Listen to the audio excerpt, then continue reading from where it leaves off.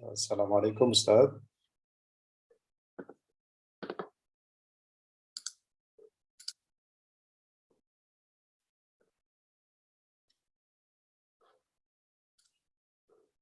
Assalamualaikum Ustaz.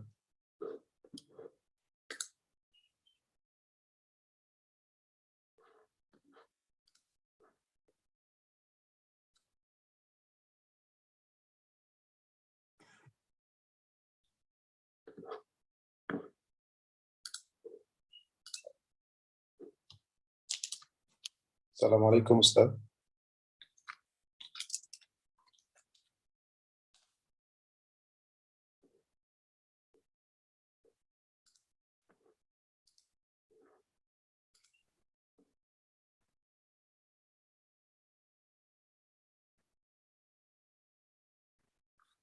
Assalamualaikum.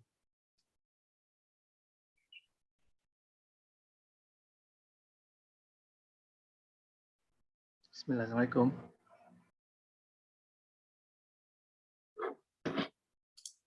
Assalamualaikum.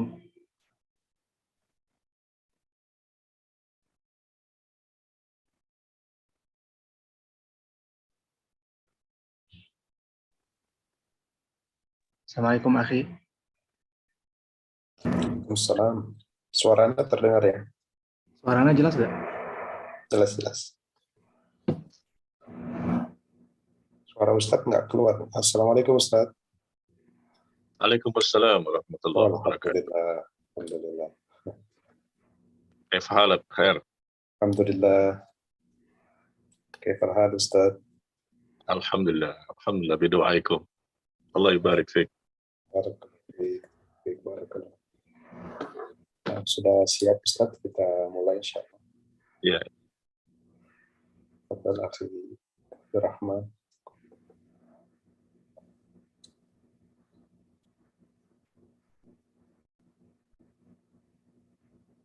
Baik.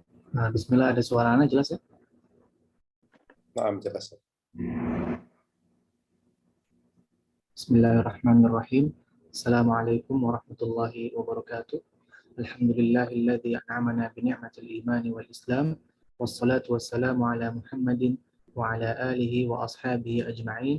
Asyhadu an la ilaha illallah wa asyhadu anna Muhammadar Rasulullah, amma ba'd.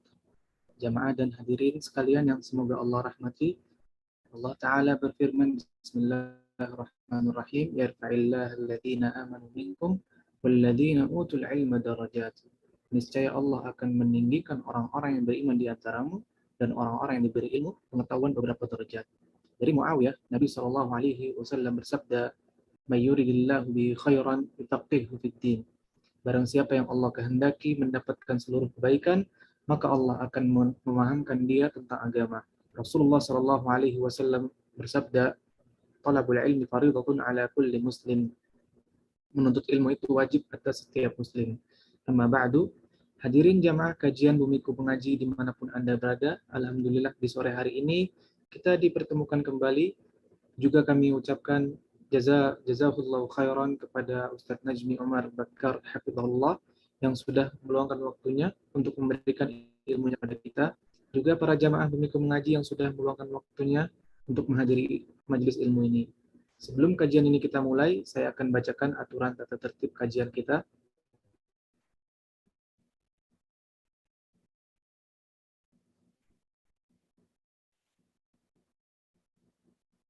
Menggunakan nama sebenarnya sehingga mudah untuk dikenali, lalu mematikan fitur video dan mematikan audio saat join dan saat kajian berlangsung. Mendengarkan kajian dan berusaha untuk mencatat. Sesi tanya jawab insya Allah akan ada di akhir kajian. Untuk pertanyaan, harap disesuaikan dengan tema pada hari ini. Pertanyaan bisa dikirimkan kepada co-host atau moderator untuk kami bacakan atau bertanya langsung dengan mengangkat tangan. Untuk akhwat, kamera dalam keadaan off. Untuk ikhwan, kamera dalam keadaan on. Menghargai sesama dalam mengikuti kajian dan berharap mendapatkan keridhaan Allah Subhanahu wa taala sehingga ilmu ini menjadi barokah dan bermanfaat bagi kita semua di dunia dan di akhirat kelak. Allahumma amin. Barakallahu fiikum. Allahumma ighfir li syaikhina wa li jami'il muslimin. Syekh, berlipat masykur. Ya. Assalamualaikum warahmatullahi wabarakatuh. Alhamdulillah, nahmaduhu wa nasta'inuhu wa nastaghfiruh, wa na'udzu billah min syururi anfusina wa min sayyiati a'malina. Man yahdihillahu fala mudilla lahu wa man yudlil fala hadiya lahu. Asyhadu an la ilaha illallah wahdahu la syarika lahu wa asyhadu anna Muhammadan abduhu wa rasuluh. Sallallahu alaihi wa ala alihi wasallam. Ya ayyuhalladzina amanu taqullaha haqqa tuqatih wa la tamutunna illa wa antum muslimun, amma ba'd. Kaum muslimin, Bapak Ibu, ikhwan akhwat yang berbahagia, kita kembali bertemu pada malam hari ini. Insyaallah semuanya sehat walafiat. Dan kita berharap Allah mencatat apa yang kita lakukan ini sebagai amal saleh yang dapat memperberat timbangan kita nanti pada hari kiamat. Kita bersyukur atas segala nikmat yang Allah berikan, dan di malam hari ini pun kita akan melakukan salah satu perintah yang Allah wajibkan kepada kita semua. Perintah untuk belajar, menuntut ilmu yang kita lakukan setiap hari. Setiap saat dimanapun kita berada, kita belajar dan kita menuntut ilmu, berusaha bertambahnya ilmu dan iman, dan kita berusaha menambah amal soleh kita. Mudah-mudahan Allah memberkahi usaha kita dan kita ditambahkan ilmu, dan ilmu tersebut ilmu bermanfaat untuk kita di dunia maupun nanti di akhirat. Jemaah sekalian yang berbahagia, kembali pada malam hari ini pada pertemuan yang kedua. Ya, kita masih berada di pertemuan yang kedua untuk membahas suatu buku yang berjudul 50 Sebab Terhindar dari Siksa Kubur. 50 sebab terhindar dari siksa kubur. Ya. Buku inilah yang akan terus kita bahas dengan izin Allah sampai tuntas, sampai selesai. Ada 50 sebab yang kita ketahui, yang kita dapatkan berdasarkan informasi dari Allah dan Nabi-Nya alaihissalam, dan juga dari para sahabat, para ulama setelahnya, dan kita sangat berbahagia ketika kita bisa mengetahuinya, karena kita semua ingin mendapatkan nikmat kubur. Maka jamaah sekalian, hendaknya setiap muslim mengetahui permasalahan ini. Jangan sampai tidak mengetahui. Karena di dalam sebab-sebab ini ada masalah yang wajib, ya, yang mesti dipahami dan diamalkan. Masalah-masalah yang wajib diketahui oleh setiap muslim dan muslimah sehingga mereka terhindar dari siksa kubur. Dan ada juga masalah-masalah yang sifatnya sunnah saja, tidak wajib, tetapi alangkah meruginya kita kalau seandainya tidak mengetahui perkara tersebut, apalagi kita tidak mengamalkannya. Karena kita ini adalah pendosa, kita banyak sekali kekurangan, kita banyak kelemahan, sedangkan kebaikan dan ketaatan kita sangat sedikit. Yang sedikit ini pun kita tidak tahu apakah diterima oleh Allah atau tidak. Makanya kita jangan merasa bosan, ya, merasa jenuh, atau tidak semangat untuk menuntut ilmu. Hendaknya kita kobarkan semangat ini, dan kita bersungguh-sungguh untuk menuntut ilmu dengan ikhlas niatnya, supaya Allah memberkahi dan kita menjadi orang yang lebih baik. Ya, di malam hari ini kita akan membahas sebab yang kedua. Kenapa seseorang itu terhindar dari siksa kubur? Sebab pertama sudah kita bahas pada pertemuan yang lalu. Ternyata seseorang itu terhindar dari siksa kubur karena dia menjadi mukmin yang bertauhid, yang bertakwa. Mukmin bertauhid, dan tentunya mukmin yang bertauhid, yang bertakwa, yang dia ikhlas niatnya dalam beribadah, dan dia pun tidak pernah mempersekutukan Allah dalam apapun. Ya. Jadi selama hidupnya dia bertauhid. Ini modal yang terbesar untuk selamat di alam kubur dan selamat dari siksa neraka. Yang kedua, di malam hari ini kita akan masuk kepada sebab di halaman 12. Jamaah barangkali sudah memiliki bukunya. Silakan buka di halaman 12. Sebab yang kedua, seseorang itu terhindar dari siksa kubur, yaitu seseorang yang tidak termasuk orang kafir. Seseorang yang tidak termasuk bagian dari orang kafir. Karena orang kafir inilah yang dipastikan demi Allah, mereka akan mendapatkan siksa kubur tidak pernah berhenti sampai hari kiamat. Di padang mahsyar mereka mendapatkan balasan hukuman, dan seterusnya sampai mereka mendapatkan siksa neraka kekal abadi selama-lamanya.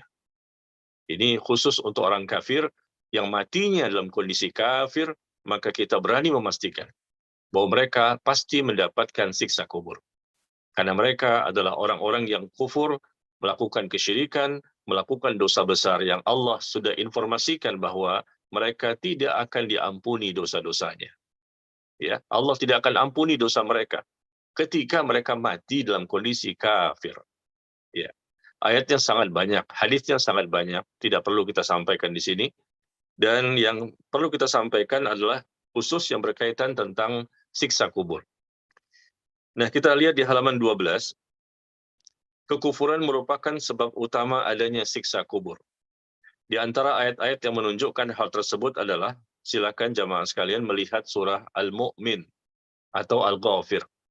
Surah ke-40 ayat yang ke-46. Ya. Di sini ada firman Allah yang menjelaskan tentang kondisi Fir'aun dan bala tentaranya. An-naru yu'raduna 'alaiha ghuduwan wa 'ashiyya wa yawma taqumus sa'ah adkhilu ala fir'aun asyaddal 'adzab. Ya. Allah tabaraka wa ta'ala berfirman, kepada mereka ditampakkan api neraka setiap pagi dan petang. Setiap pagi dan petang ditampakkan siksa api neraka. Ya. Dan nanti juga pada hari terjadinya kiamat ditampakkan, bahkan mereka pun dibakar di siksa neraka tersebut. Dikatakan kepada malaikat, masukkanlah Fir'aun dan kaumnya ke dalam azab yang sangat keras. Nah, di sini kita lihat bagaimana firman Allah tabaraka wa ta'ala sangat jelas, ya, orang-orang yang mendapatkan siksa balasan keburukan. Al-Imam Ibnu Katsir rahimahullah berkata, dan ayat ini merupakan landasan pokok yang besar bagi Ahlus Sunnah di dalam pendalilan atas adanya azab kubur di alam barzakh, yaitu firman Allah ketika Allah mengatakan api ditampakkan kepada mereka, yaitu kepada Fir'aun dan kaumnya pada waktu pagi dan petang. Ini salah satu dari sekian banyak bentuk siksa kubur. Ditampakkan. Ya, ditampakkan neraka setiap pagi dan petang. Ya. Mereka belum masuk kepada neraka karena mereka masih berada di alam kubur, tetapi sudah ditampakkan. Disinilah tempat yang akan kamu tempati.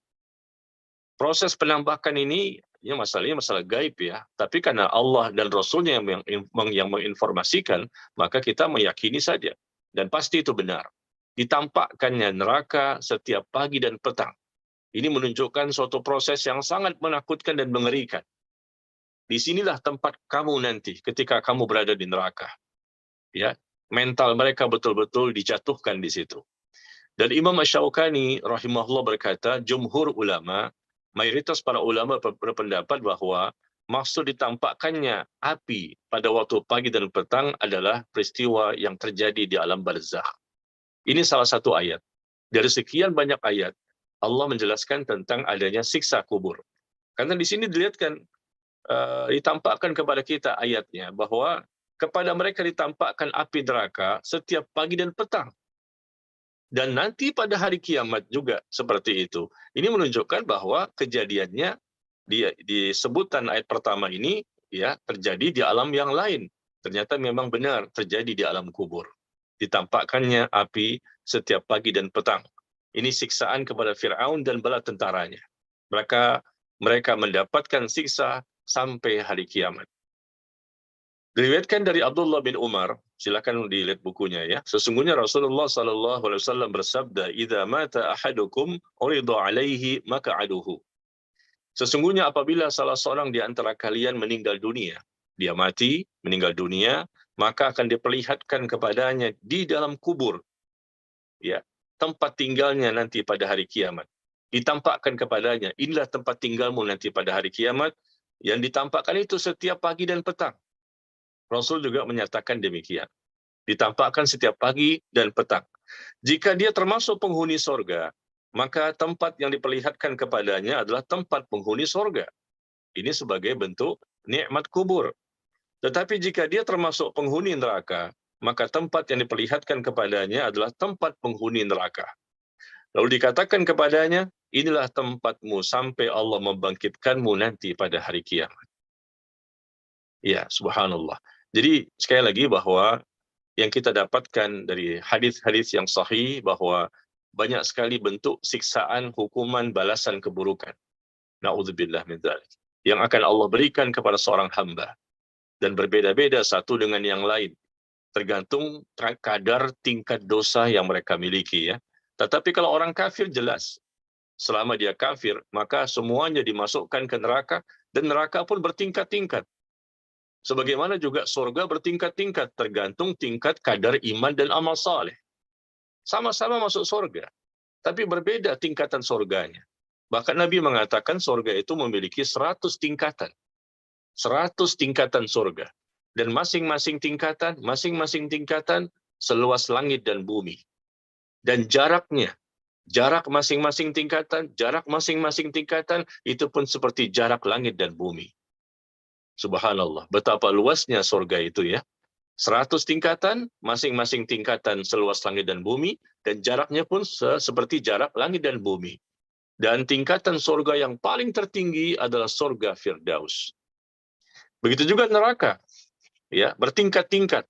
Dan ini tergantung kepada kadar dosa yang dilakukan oleh seorang hamba. Ketika dia melakukan kekufuran, dan tingkat kekufurannya paling parah, ya, paling banyak, ya, tentunya dia menempati tingkatan di neraka yang paling dahsyat untuk disiksa oleh Allah Tabaraka wa Ta'ala. Ya. Nah, kita lihat di sini bahwa jika setiap hari orang-orang kafir, setiap hari orang kafir dari ahlul kitab dan musyrikin, serta orang-orang yang durhaka dari umat ini, dari kalangan munafikin, mereka melihat neraka pada waktu pagi dan petang dengan segala kejelekannya, dengan segala kesengsaraannya, dengan segala sesuatu yang mengerikan. Apalagi mereka tahu bahwa tempat itulah yang dilihatnya itu kelak akan menjadi tempat tinggal abadinya pada hari kiamat, dan bersama dengan itu mereka pun sedang menjalani siksa kubur lainnya yang sangat menyakitkan, maka kesengsaraan tersebut tentu kian bertambah dan semakin terasa. Di alam kubur mereka mendapatkan berbagai macam bentuk siksa kubur. Ditambah lagi mereka melihat tempat yang lain di neraka yang mana mereka akan masuk ke situ. Ya, ditampakkan kepada mereka neraka tersebut, dibukakan pintu neraka salah satunya, dan berhembus adanya angin, ya, adanya sesuatu yang sangat panas yang berhembus dan masuk ke dalam kubur mereka.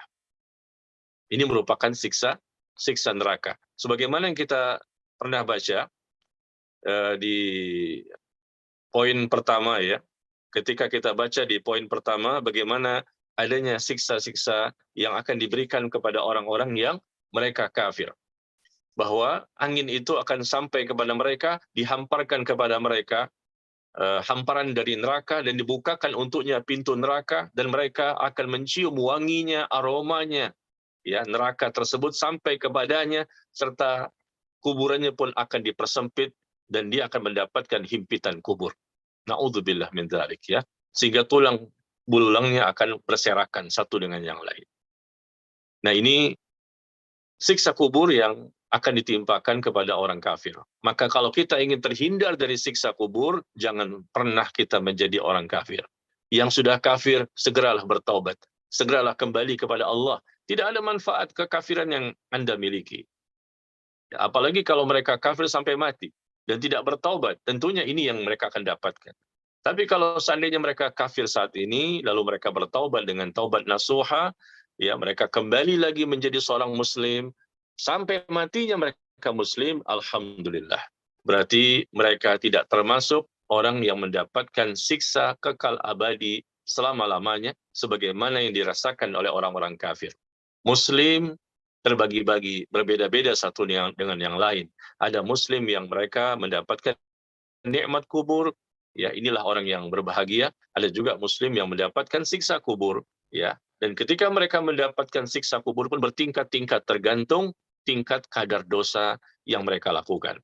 Ada muslim yang disiksa sampai hari kiamat, tapi ada juga muslim yang tidak lama, ya. Itu tergantung kepada ampunan dari Allah, rahmat dari Allah, dan bisa juga disebabkan oleh kadar dosanya yang sedikit barangkali, sehingga tidak terus-menerus mendapatkan siksa kubur. Dia sebentar barangkali, setelah itu dia berpindah dan mendapatkan nikmat kubur. Ya. Maka kita lihat di sini juga ayat yang lain di halaman 14. Di halaman 14 Allah berfirman di surah Al-An'am, di surah ke-6 ayat ke-93. Ya. Surah ke-6 ayat ke-93 Allah berfirman, walau tara idz zalimuna fi ghamaratil maut wal malaikatu basitu aydihim akhriju anfusakum. Ya. Alangkah ngerinya sekiranya engkau melihat pada waktu itu orang-orang yang zalim berada dalam kesakitan sakaratul maut. Orang-orang yang zalim, mereka disiksa ketika sedang sakaratul maut. Belum berada di dalam kubur ya. Ketika akan mati saja mereka sudah mendapatkan sakit yang luar biasa. Na'udzubillah. Siapa mereka? Orang yang mendapatkan su'ul khatimah. Siapa mereka? Itu orang-orang zalim, kata Allah. Zalim di sini artinya orang-orang kafir. Ya, atau mereka orang-orang muslim, tapi muslim yang munafik, yang tingkat kemunafikannya parah misalnya karena banyaknya dosa, maka juga mereka kalau tidak mendapatkan rahmat dari Allah, tentunya mereka mendapatkan su'ul khatimah. Dan mereka pun mendapatkan kabar duka cita, bukan kabar gembira dari para malaikat. Sebelum matinya, orang-orang beriman, orang-orang bertakwa mendapatkan kabar gembira. Ya, malaikat menyampaikan kepada mereka kabar gembira bahwa mereka akan masuk ke dalam surga. Wa abshiru bil jannati allati kuntum tu'adun. Berikan kabar gembira kepada mereka. Bergembiralah engkau dengan surga yang Allah janjikan untukmu. Jadi sebelum mati sudah diinformasikan. Orang mukmin tadi yang bertakwa, orang yang saleh dan salehah, orang yang Allah cintai, bahwa mereka nanti akan mendapatkan surga. Berita gembira disampaikan malaikat sebelum dicabut nyawanya oleh malaikatul maut. Ya, subhanallah. Ini kegembiraan yang luar biasa. Tetapi bagi orang-orang yang kafir, orang-orang yang munafik, orang yang banyak dosa, zalim, fasik dan lain-lain, maka tidak ada kabar gembira. Ya, tidak ada kabar gembira. Yauma, pada waktu itu tidak ada kabar gembira. Ya, tidak ada kabar gembira bagi siapa? Bagi orang-orang yang banyak berdosa. Allah sebutkan itu di surah Al-Furqan. Ya, Allah sebutkan di surah Al-Furqan. Bagaimana Allah sebutkan tentang orang-orang yang banyak berbuat dosa. La busyra yawma idzin lil mujrimin. La busyra yawma idzin lil mujrimin. Kata Allah, tidak ada kabar gembira bagi orang-orang yang banyak berbuat dosa. Baik itu kafir maupun munafik. Pada saat dia akan mati, maka malaikat pun akan menyampaikan kabar duka cita kepada mereka, dan mereka dipukul seperti ini. Disebutkan di surah Al-An'am bahwa ketika kondisi sakratul maut, maka malaikat pun memukul dengan tangannya sambil berkata, keluarkanlah nyawamu. Pada hari itu kamu akan dibalas dengan siksaan yang menghinakan. Nah, di sini kalimatnya, al-yawma tujzauna 'adzabal hun bima kuntum taquluna 'ala Allahi ghairil haqqi wa kuntum an ayatihi tastakbirun. Ya. Pada hari ini kamu akan diberikan balasan. Kamu akan diberikan balasan dengan balasan siksaan yang sangat menghinakan. Nah, disebutkan oleh Abdullah bin Abbas, ya, ketika menafsirkan ayat ini, kita lihat di halaman 15, ya, beliau mengatakan bahwa sesungguhnya dimaksud dalam ayat ini adalah siksa kubur. Ya, proses sebelum dicabut nyawa sudah diberikan siksa. Lalu ketika dicabutnya nyawa itu, berpindahlah roh itu langsung ke alam kubur. Itu langsung. Ya, prosesnya langsung mendapatkan siksa kubur roh itu setelah melalui perjalanan, ya. Tentunya kita tahu perjalanan itu panjang, ya. Roh itu dibawa oleh malaikat menuju ke langit, ya. Dan kemudian roh orang kafir kemudian tertolak, tidak bisa naik ke langit yang pertama, ya. Sampai langit dunia saja tertolak. Berbeda dengan rohnya orang-orang beriman. Orang-orang beriman rohnya dibawa oleh malaikat sampai ke langit ke-7. Langit pertama, kedua, ketiga, sampai langit ke-7. Adapun orang-orang kafir, rohnya tidak naik kepada langit yang seterusnya. Karena mereka tidak layak untuk mendapatkan kemuliaan. Dan mereka dihinakan pada waktu itu. proses penghinaan roh itu saja sudah menunjukkan mereka disiksa. Mereka mendapatkan kerendahan. Mereka dihinakan oleh Allah Tabaraka wa Ta'ala. Ya. Nah, kemudian kita lihat di sini di halaman 15 juga disebutkan wa inna lilladzina zalamu adzaban duna dzalik, dan sesungguhnya bagi orang-orang yang zalim masih ada azab selain itu. Ya, Abdullah bin Abbas berkata radhiyallahu anhuma, Allah mengungkapkan siksa kubur sebelum siksaan pada hari kiamat. Adanya siksa kubur sebelum terjadinya siksa pada hari kiamat, dan juga ayat-ayat yang lain. Ya, kita tidak perlu sampai bacakan semua, ya. Silakan antum membaca saja di bukunya lebih detail, berpanjang lebar di sini. Silakan dibaca, dan insya Allah kalau yang belum dipahami bisa ditanyakan, karena waktu kita terbatas, ya. Jadi kita lihat kembali halaman 17. Di halaman 17, ya, disebutkan bahwa roh itu akan dikembalikan ke jasad. Ini terjadi di mana? Di alam kubur. Datanglah dua malaikat untuk mendudukkan mayit tersebut. Dan ditanya, siapa rohmu? Maka orang kafir mengatakan, la adri, aku tidak tahu, aku tidak tahu. Rasul menjelaskan, seperti ini kondisi orang kafir yang mendapatkan siksa kubur. Dia mengatakan tidak tahu. Apa agamamu? Aku tidak tahu. Siapakah orang yang diutus kepadamu? Aku tidak tahu. Maka dia berdusta. Dikatakan kepadanya, dia dusta. Maka hamparkan untuknya hamparan dari api neraka. Berikan pakaian kepadanya dari neraka. Coba perhatikan jamaah sekalian. Ketika dia tidak mampu menjawab pertanyaan dari malaikat Munkar dan Nakir, siapa Rabbmu, siapa nabimu, apa agamamu, ya, dia tidak tahu, tidak bisa menjawab. Karena yang bisa menjawab ini orang yang memiliki iman dan amal saleh. Sedangkan orang kafir tidak ada. Tidak ada iman, tidak ada amal saleh, semuanya terhapus. Maka apa terjadi? Coba lihat di sini hadisnya, ya, hadis yang sahih di mana Nabi mengatakan pada waktu itu kalian tidak bisa menjawab pertanyaan malaikat Munkar dan Nakir, maka dihamparkan untuknya hamparan dari api neraka, diberikan kepadanya pakaian dari neraka, dan dibukakan untuknya pintu ke arah neraka sehingga dia dapat merasakan panasnya dan kobaran angin panas. Dan kuburnya dipersempit sehingga tulang-tulang rusuknya saling bertumpukan di dalam kuburnya. Dihimpit kubur. Na'udzubillah min dzalik. Ya, kita lihat di sini bagaimana salah satu bentuk siksa. Di awal tadi kita lihat ternyata mereka ditampakkan neraka setiap pagi dan petang. Itu bukan itu saja. Ya, bukan itu saja siksaan, ditampakkan neraka setiap pagi dan petang. Inilah tempat yang akan kamu tempati nanti, ya, setelah dibangkitkan pada hari kiamat. Tapi di sini di awal-awal, ya, karena mereka tidak bisa menjawab, maka dihamparkan untuknya hamparan dari api neraka. Itu terjadi di alam kubur, sudah diberikan siksa seperti itu.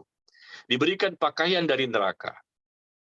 Kemudian dibukakan pintu, ya, dibukakan pintu ke arah neraka.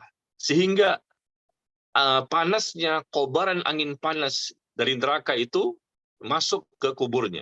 Dan kuburnya pun dipersempit sehingga tulang-tulang rusuknya saling bertumpukan di dalam kuburnya. Kemudian ditugaskan, belum selesai sampai di situ siksa kubur bagi orang kafir. Ditugaskan untuk menyiksanya satu malaikat yang tuli dan bisu. Satu malaikat yang tuli dan bisu, di mana dia membawa sebuah mirzabah, sebuah palu besar godam yang terbuat dari besi. Ya, seperti palu yang besar sekali terbuat dari besi. Seandainya palu itu digunakan untuk memukul gunung, niscaya gunung itu akan menjadi debu. Sekali pukul, gunung yang besar itu langsung rata menjadi debu. Ya. Lalu ternyata palu itu, mirzabah ini, digunakan untuk memukul mayit dengan satu pukulan. Na'udzubillah. Mayit itu manusia biasa. Dipukul dengan pukulan yang sangat dahsyat. Gunung saja hancur, rata dengan tanah, menjadi debu. Bagaimana kalau manusia yang mendapatkannya? Maka dipukulkan kepadanya dengan satu kali pukulan yang dapat didengar oleh semua makhluk antara timur dan barat, kecuali manusia dan jin, sehingga si mayit menjadi debu, kemudian rohnya dikembalikan lagi. Sudah hancur menjadi debu, Allah kembalikan lagi rohnya ke dalam jasadnya. Seperti itu, terus-menerus. Na'udzubillah min dzalik. Kemana harta Anda? Kemana kekayaan Anda? Kemana kenikmatan dunia, wahai orang-orang kafir? Anda akan menjalani seperti ini kalau Anda sampai mati dalam kondisi kafir. Demi Allah, ini akidah kami. Ini prinsip kami. Ini keyakinan kami. Karena kami meyakini Allah yang menciptakan langit dan bumi. Allah yang memiliki dunia dan akhirat. Kalau Anda mati sebagai orang kafir, pasti Anda mendapatkan siksa kubur. Semua kemewahan, semua kenikmatan, semua kelezatan dunia tidak ada artinya. Semuanya hilang seketika dan kekal abadi selama-lamanya. Nanti di neraka apalagi, tanpa waktunya bertepi. Tidak ada berhenti sebentar untuk mendapatkan siksa. Na'udzubillah. Ya, ini perhatikan. Ya, gara-gara tidak bisa menjawab. Ini ujian. Adanya fitnah kubur, tidak bisa menjawab, jelas. Yang bisa menjawab itu pertanyaan dari malaikat Munkar dan Nakir adalah orang-orang mukmin bertauhid, bertakwa. Siapa Rabbmu? Allah. Siapa nabimu? Nabi Muhammad sallallahu alaihi wasallam. Apa agamamu? Islam. Jelas. Kenapa bisa menjawab? Karena Allah mengatakan yutsabbitullahu alladhina amanu bil qawli tsabit fil hayati dunya wa fil akhirah. Allah meneguhkan iman orang-orang yang beriman dengan ucapan yang teguh. Allah menjelaskan, Allah menjamin, Allah memberikan kekuatan. Ya, Allah akan teguhkan imannya orang-orang beriman dengan ucapan yang teguh. Dia mampu menjawab di kehidupan dunia dan nanti pun di akhirat. Tapi orang kafir enggak ada jaminan, sehingga mereka mendapatkan siksa seperti ini. Dibukakan pintu surga, dibukakan pintu neraka, berhembus angin neraka kepadanya, ya, jasadnya juga dihimpit dengan himpitan kubur, berserakan tulang rusuknya, dan kemudian di sini ada malaikat juga yang akan memukul dengan satu kali pukulan, maka dia menjadi rata dengan tanah. Na'udzubillah. Kemudian juga disebutkan di bawahnya lagi bagaimana ya seorang mukmin ternyata dia mendapatkan nikmat kubur, diluaskan kuburnya menjadi 70 hasta. Diberikan cahaya, ini nikmat kubur ya. Diberikan cahaya laksana bulan di malam purnama. Tahukah kalian tentang apakah ayat ini turun? Maka sesungguhnya baginya penghidupan yang sempit dan kami menghimpunkannya pada hari kiamat dalam keadaan buta. Mereka menjawab, Allah dan Rasulnya lebih tahu. Beliau SAW bersabda, yaitu adanya azab kafir di dalam kuburnya. Demi zat yang jiwaku berada di tangannya, sesungguhnya akan diberikan kepada mereka azab bagi orang kafir, apa itu? 99 tinin. Azab bagi orang kafir, 99 tinin. Tahukah kalian apa itu tinin? Yaitu 90 ekor ular. 90 ekor ular, di mana setiap ularnya memiliki 7 kepala. Setiap ular memiliki 7 kepala yang akan menyengat dan menggigitnya hingga hari kiamat. Na'udzubillah min dzalik. Ini hadis ya yang dikeluarkan oleh Imam Ibnu Hibban dan Abu Ya'la, dan kita bisa lihat di kitab Shahihut Targhib wa Tarhib dan kitab Fathul Bari. Ya. Jadi kita lihat bentuk siksaan yang diberikan kepada orang kafir itu macam-macam ya. Macam-macam jenisnya. Ada yang dikatakan tadi dihancurkan kepalanya dengan palu ya yang besar. Ada juga dikatakan mereka mendapatkan kobaran angin panas yang berasal dari api neraka. Ada juga dihimpit mereka dengan himpitan kubur sehingga tulang-tulang rusuknya berserakan satu dengan yang lain. Ada juga dikatakan adanya ular, di mana ular tersebut jumlahnya banyak ya, 90 ekor ular. Di mana setiap ular memiliki 7 kepala yang akan menyengat dan menggigitnya. Dan itu bukan sehari 2 hari, jemaah sekalian. Hingga hari kiamat. Hingga hari kiamat. Ya, sampai mereka dibangkitkan. Ya, dibangkitkan dari hari kiamat, nanti berkumpul di padang mahsyar. Nah, terjadilah lama di situ, di padang mahsyar mereka mendapatkan lagi balasan hukuman. Matahari dekat sejauh 1 mil. Ya, panjang sekali perjalanan di situ, sampai terjadi proses dihisapnya amal, dan mereka mendapatkan kitab catatan amal dari sebelah kiri atau dari sebelah belakang, dan mereka setelah itu akan ya mendapatkan berbagai macam balasan-balasan keburukan yang sangat menakutkan dan mengerikan. Ya. Jadi jemaah sekalian berbahagia, kita lihat di sini di halaman 19 ya. Di halaman 19. Rasul suatu hari beliau berjalan di sebuah kebun milik Bani Najjar ya, di atas seekor bagol. Ya, beliau berada di atas suatu hewan ya, bagol. Dan pada waktu itu tiba-tiba bagolnya meringkik dan hampir saja beliau terpelanting. Rasul menaiki seekor hewan ya, namanya bagol. Bagol itu peranakan kuda dan keledai. Dan bagol itu tiba-tiba meringkik dan hampir saja beliau sallallahu alaihi wasallam terpental karenanya. Dan ternyata di sana ada 6 kuburan atau 5 atau 4 kuburan. Lalu beliau berkata, siapakah yang tahu penghuni kuburan ini? Ya. Seseorang berkata, aku. Kapan mereka meninggal? Tanya Rasul. Dia menjawab, mereka semua mati dalam keadaan musyrik.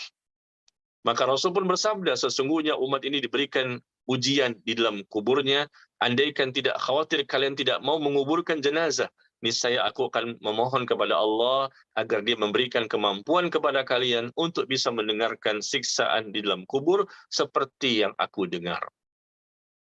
Ya, ternyata hewan tadi ya memang diberikan kemampuan ya untuk bisa mendengar sehingga dia merasa ketakutan. Manusia dan jin tidak bisa mendengar adanya siksa kubur. Tidak bisa melihat dan tidak bisa mendengar. Secara umum tidak bisa. Rasul bisa mendengar karena Rasul mendapatkan wahyu. Allah perdengarkan beliau untuk mendengar adanya mayit yang sedang disiksa. Ya, secara umum tidak bisa manusia untuk bisa mendengar atau melihat adanya siksa kubur. Secara umum. Ya. Dan di sini Rasul mengatakan kalau seandainya tidak khawatir kalian tidak mau menguburkan jenazah, niscaya aku akan memohon kepada Allah agar Dia memberikan kemampuan kepada kalian untuk bisa mendengarkan siksaan dalam kubur seperti aku dengar. Seandainya itu diberikan, niscaya orang nggak mau menguburkan satu sama lain.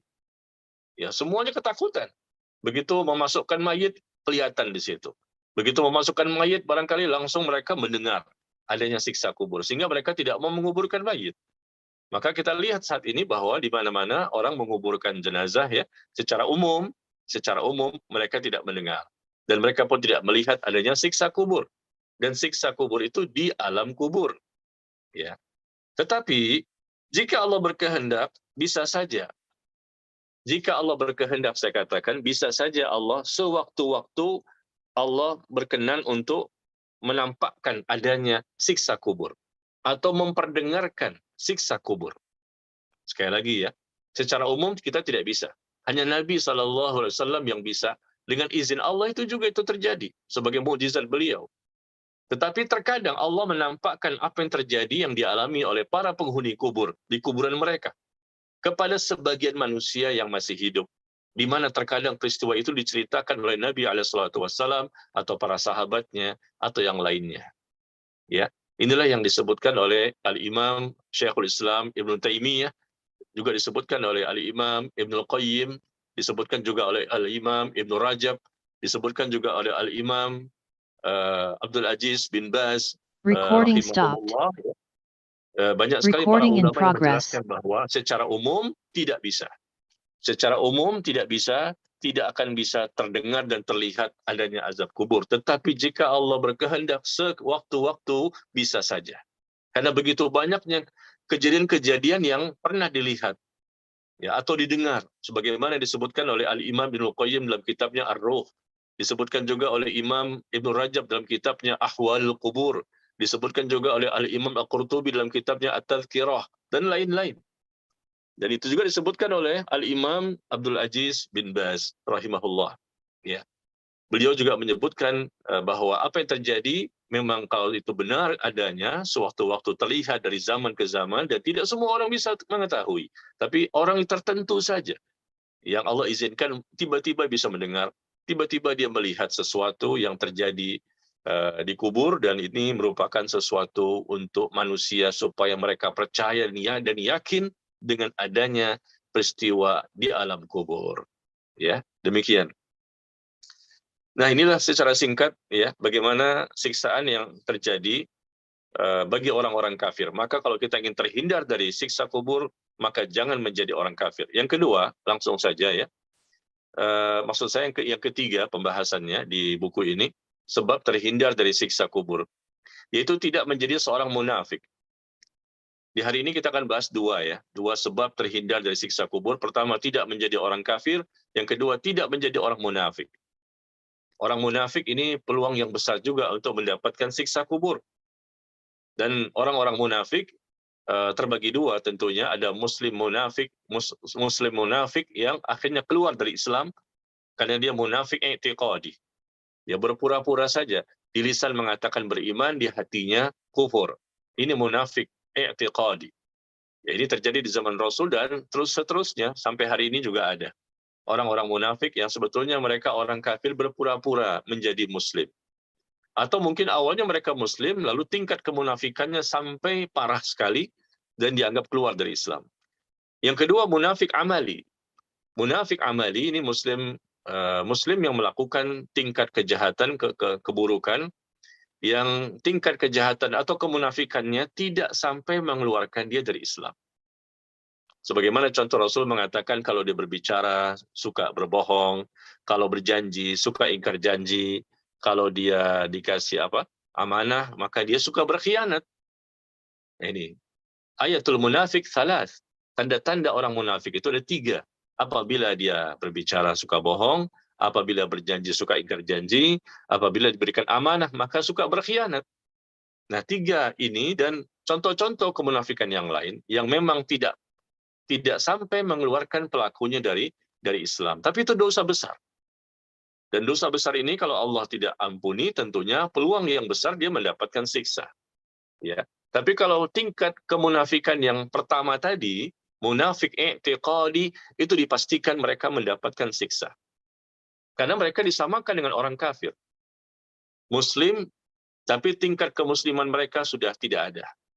Tidak ada sebagai seorang muslim yang layak disebut muslim. Karena sudah keluar mereka dari Islam, karena mereka melakukan kekufuran-kekufuran yang bisa membatalkan keimanan, bisa membatalkan keislaman mereka.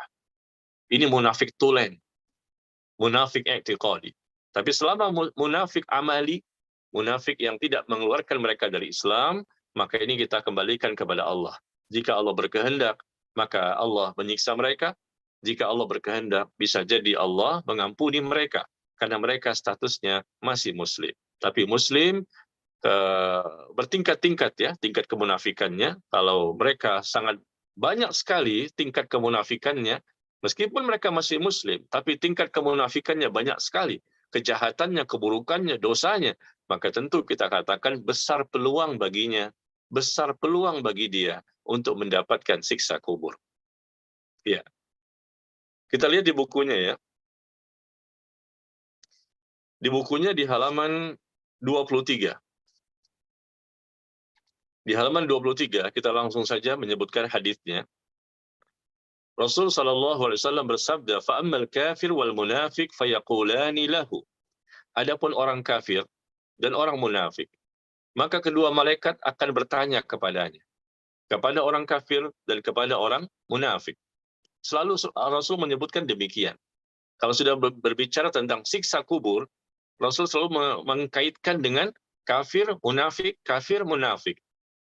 Ya, adapun ketika berbicara tentang nikmat kubur, selalu Rasul menyebutkan mukmin, mukmin, mukmin. Tapi sebetulnya bukan mukmin sembarangan di sini ya, tapi mukmin yang sebenar-benarnya mukmin, mukmin yang bertakwa, mukmin yang bertauhid, ya, mukmin yang beribadah sesuai sunnah dan lain-lain ya. Nah, di sini adapun orang kafir dan munafik, maka kedua malaikat akan bertanya kepada mereka dengan 3 pertanyaan yang sama tadi. Siapa Tuhanmu, ya? Apa agamamu, siapa nabimu? Ternyata disebutkan bahwa orang munafik pun tidak bisa menjawab. Nah, kemudian dia pun dipukul dengan palu besar. Sama seperti siksaan tadi yang diterima oleh orang kafir ya. Dipukul dengan satu palu yang besar dari besi dengan 1 kali pukulan. Yang kita tahu, sekali memukul gunung, gunung pun akan rata dengan tanah. Gunung yang besar, yang kuat, rata dengan tanah, dengan sekali dipukul palu godam yang besar itu. Ternyata palu godam yang besar itu dipukulkan dengan 1 kali pukulan kepada manusia, tepat di ubun-ubunnya. Na'udzubillah min dzalik. Tepat di ubun-ubunnya.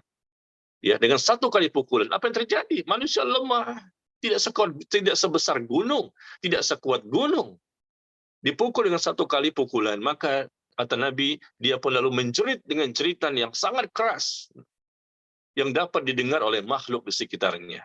Kecuali 2 golongan yang tidak bisa mendengar, yaitu jin dan manusia.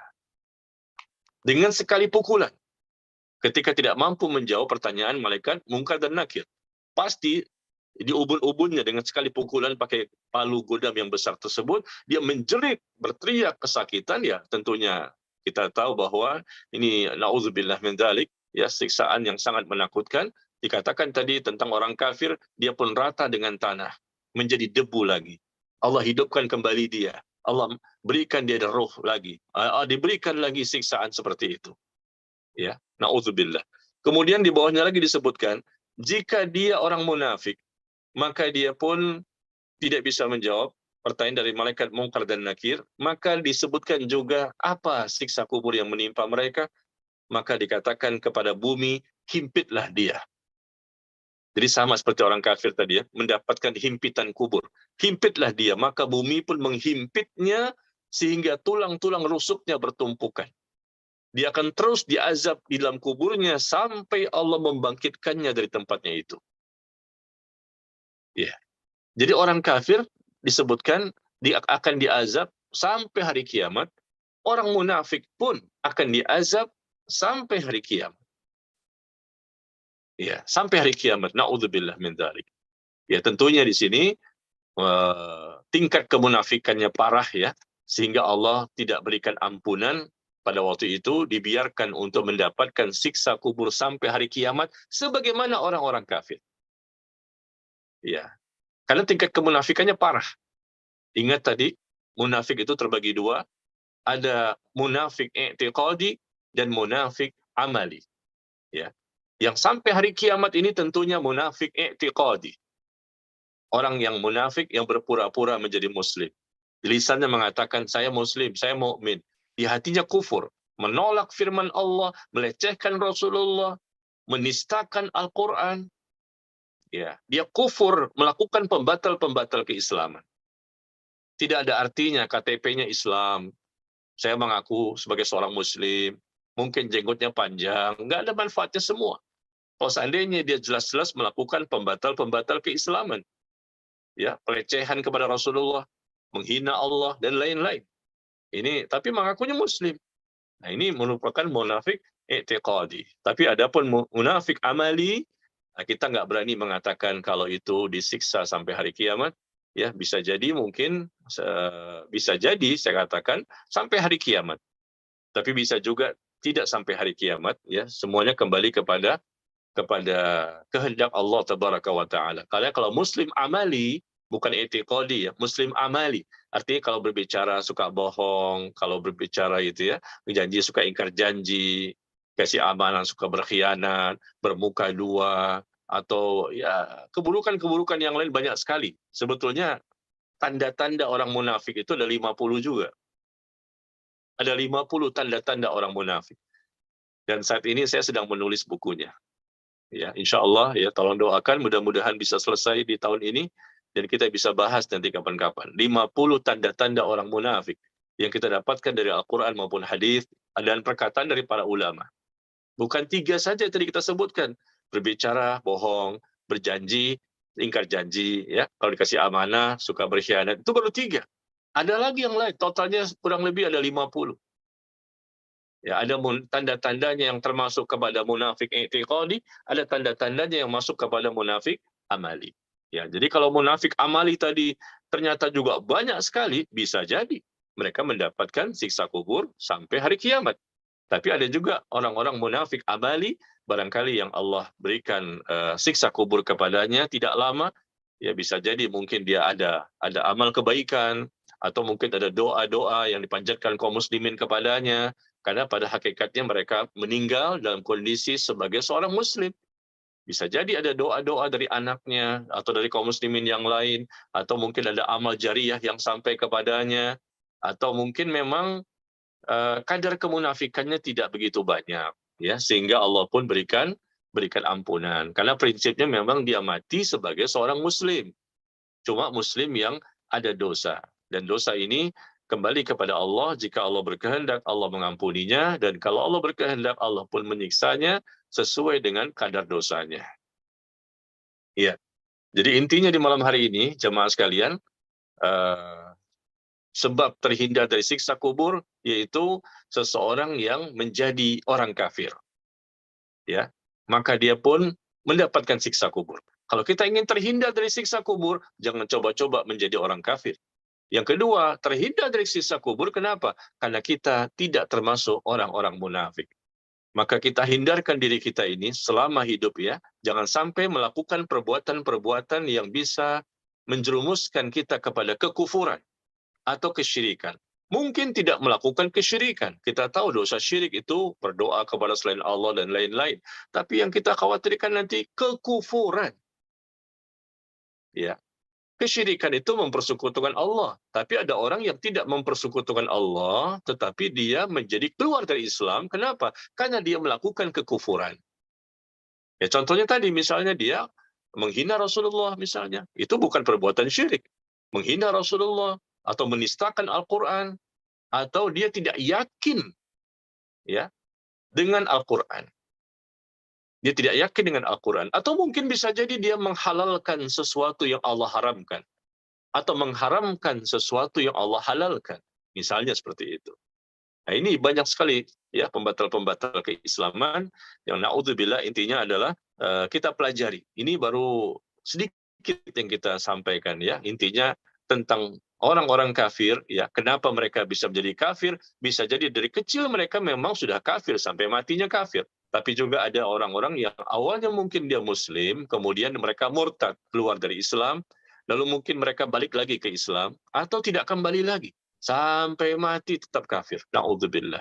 Nah, ada juga tadi dikatakan orang munafik. Jangan sampai kita termasuk orang munafik ini.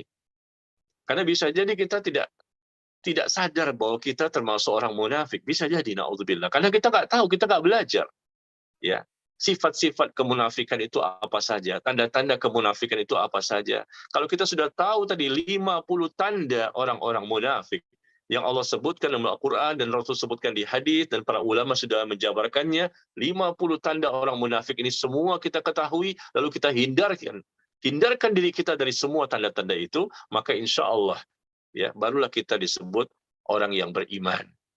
Orang yang beriman, seorang mukmin yang betul-betul bertauhid dan taat kepada Allah dan Rasul-Nya sallallahu alaihi wasallam. Ingat, Allah menjanjikan kepada orang-orang munafik siksaan juga, bukan hanya di siksa kubur. Orang kafir jelas siksa kubur sampai siksa neraka. Orang munafik juga sedemikian, mendapatkan siksa kubur juga mendapatkan siksa neraka. Ya, kalau munafiknya i'tiqadi jelas kekal abadi di neraka jahanam. Munafiknya udah parah sampai dia keluar dari Islam tingkat kemunafikannya. Tapi kalau munafik amali tadi, berbicara suka bohong, janji suka ingkar janji, dikasih amanah suka berkhianat. Nah, ini bisa jadi kita katakan Allah bisa jadi mengampuni dosa-dosanya sehingga dia tidak dimasukkan ke neraka, atau bisa jadi Allah masukkan juga dia ke neraka karena memang Allah ingin merasakan kepadanya siksaan tersebut. Bisa jadi mungkin Allah melihat memang dosanya banyak ya, tingkat kemunafikannya banyak sekali, tetapi memang tidak sampai mengeluarkan pelakunya dari Islam. Maka pada akhirnya seorang muslim yang banyak dosanya, andai kata pun dia masuk neraka dan dia masih memiliki iman, dia bertauhid, meskipun sebesar biji sawi, tetap dia mengatakan la ilaha illallah. Dengan modal seperti itu, dia tetap tidak pernah melakukan kesyirikan dan kekufuran, hanya dosa-dosa selain itu. Maka dengan modal seperti itu, pada akhirnya pun dia akan dikeluarkan dari neraka dan dimasukkan ke dalam surga. Itulah akidah Ahlus Sunnah wal Jamaah, bahwa muslim yang bertauhid tidak melakukan kesyirikan dan kekufuran meskipun dia punya dosa-dosa yang lain dan Allah membalas siksaan kepadanya, ya, tapi tidak akan kekal di neraka dan akan dikeluarkan, bisa jadi dengan syafaat dari Allah atau syafaat dari Rasulullah SAW, atau mungkin syafaat dari para malaikat, atau mungkin syafaat dari sesama orang-orang beriman. Ya, demikian. Sampai di sini ya, mohon maaf ya, jamaah sekalian. Jadi kita hanya mampu membahas dua saja ya. Dua sebab, yaitu sebab yang kedua dan sebab yang ketiga. Dan insya Allah nanti di pertemuan yang akan datang kita bahas sebab yang keempat, kenapa seseorang terhindar dari siksa kubur. Ya, kalau ada yang mau bertanya, saya persilakan.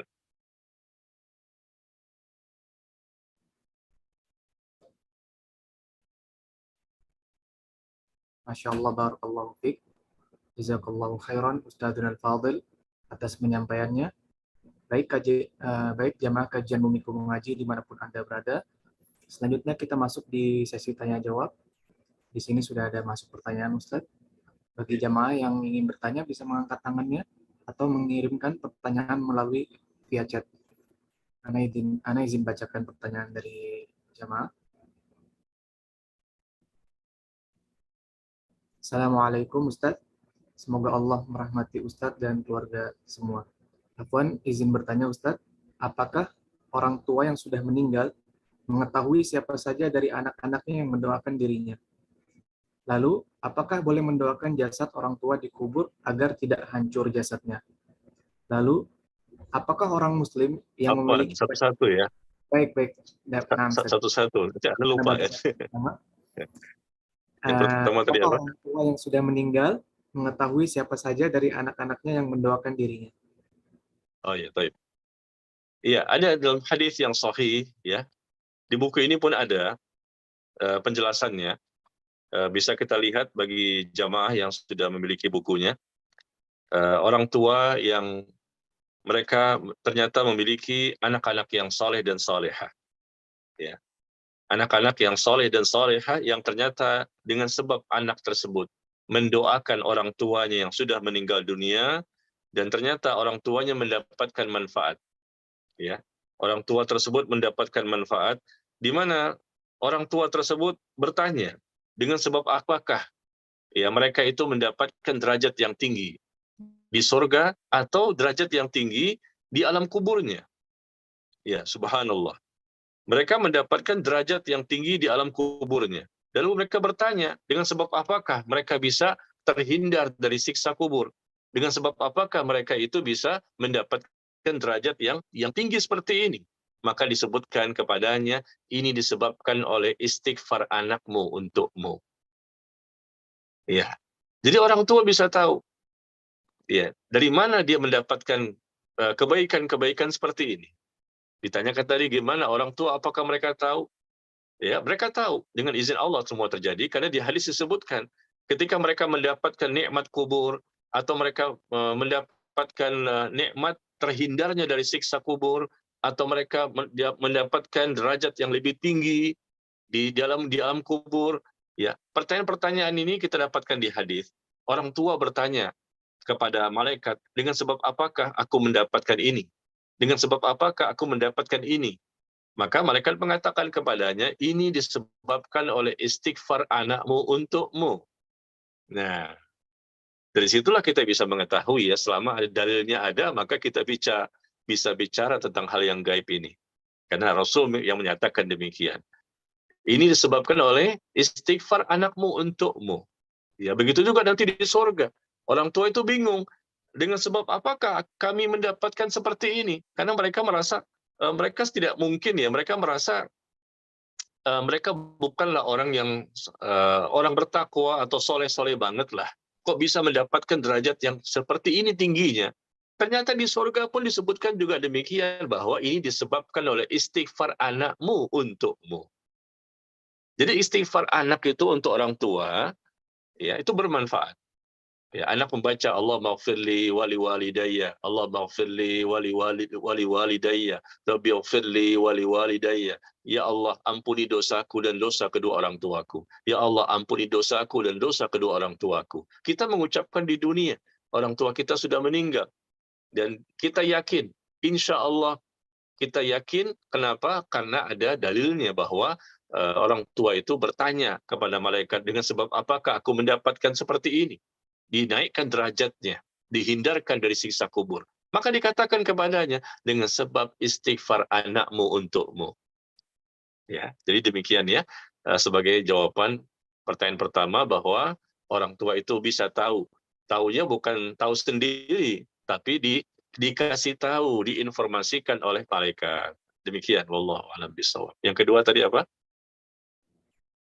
Pertanyaan yang kedua, apakah boleh mendoakan jasad orang tua dikubur agar tidak hancur?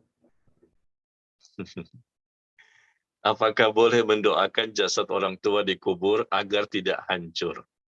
Iya, subhanallah. Untuk apa didoakan seperti itu? Untuk apa manfaatnya tidak hancur tapi disiksa di alam kubur? Iya. jasad itu kan berada di kuburan.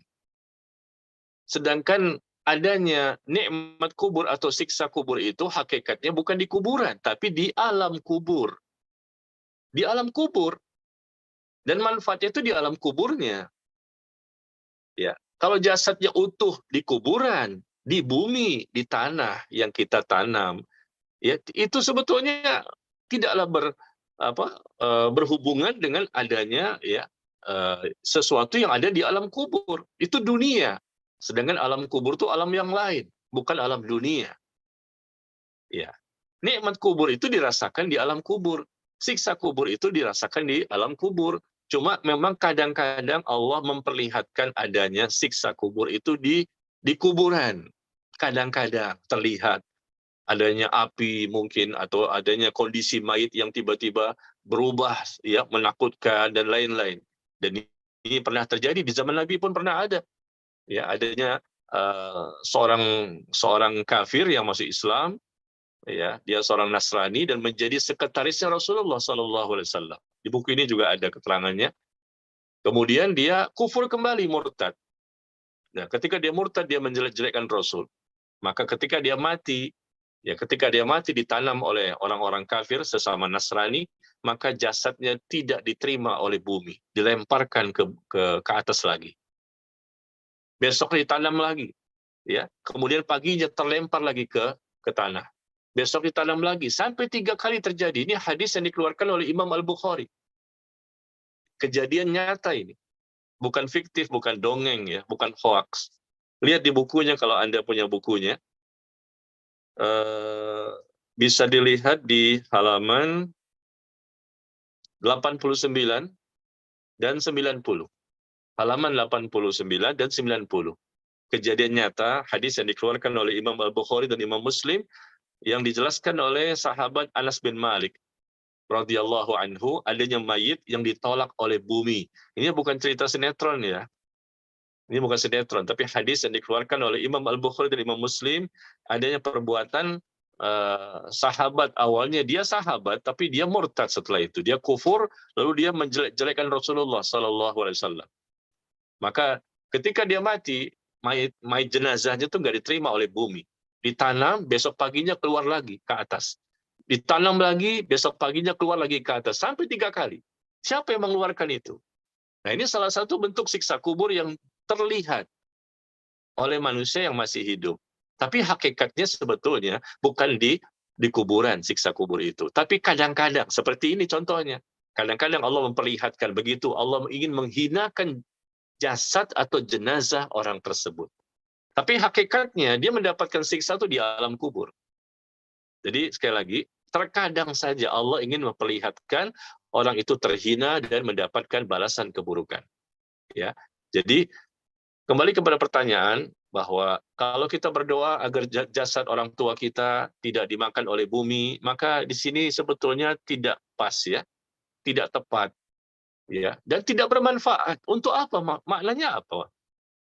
Kalau Nabi dan Rasul jelas di hadis disebutkan, jasadnya para Nabi dan Rasul tidak dimakan oleh bumi sampai hari kiamat. Khusus Nabi dan Rasul. Ada riwayatnya. Tapi selain Nabi dan Rasul, tidak ada jaminan. Selain Nabi dan Rasul, nggak ada jaminan bahwa jasad mereka akan terus seperti itu sampai hari kiamat. Nggak ada jaminan. Mungkin ada, tapi tidak disebutkan di hadis, nggak disebutkan di dalil yang membuat kita bisa yakin bahwa memang jasad selain Nabi dan Rasul ada juga yang masih utuh. Nggak ada penjelasan. Kalau Nabi dan Rasul pasti, karena hadisnya ada. Selain Nabi dan Rasul nggak ada kepastian. Ya.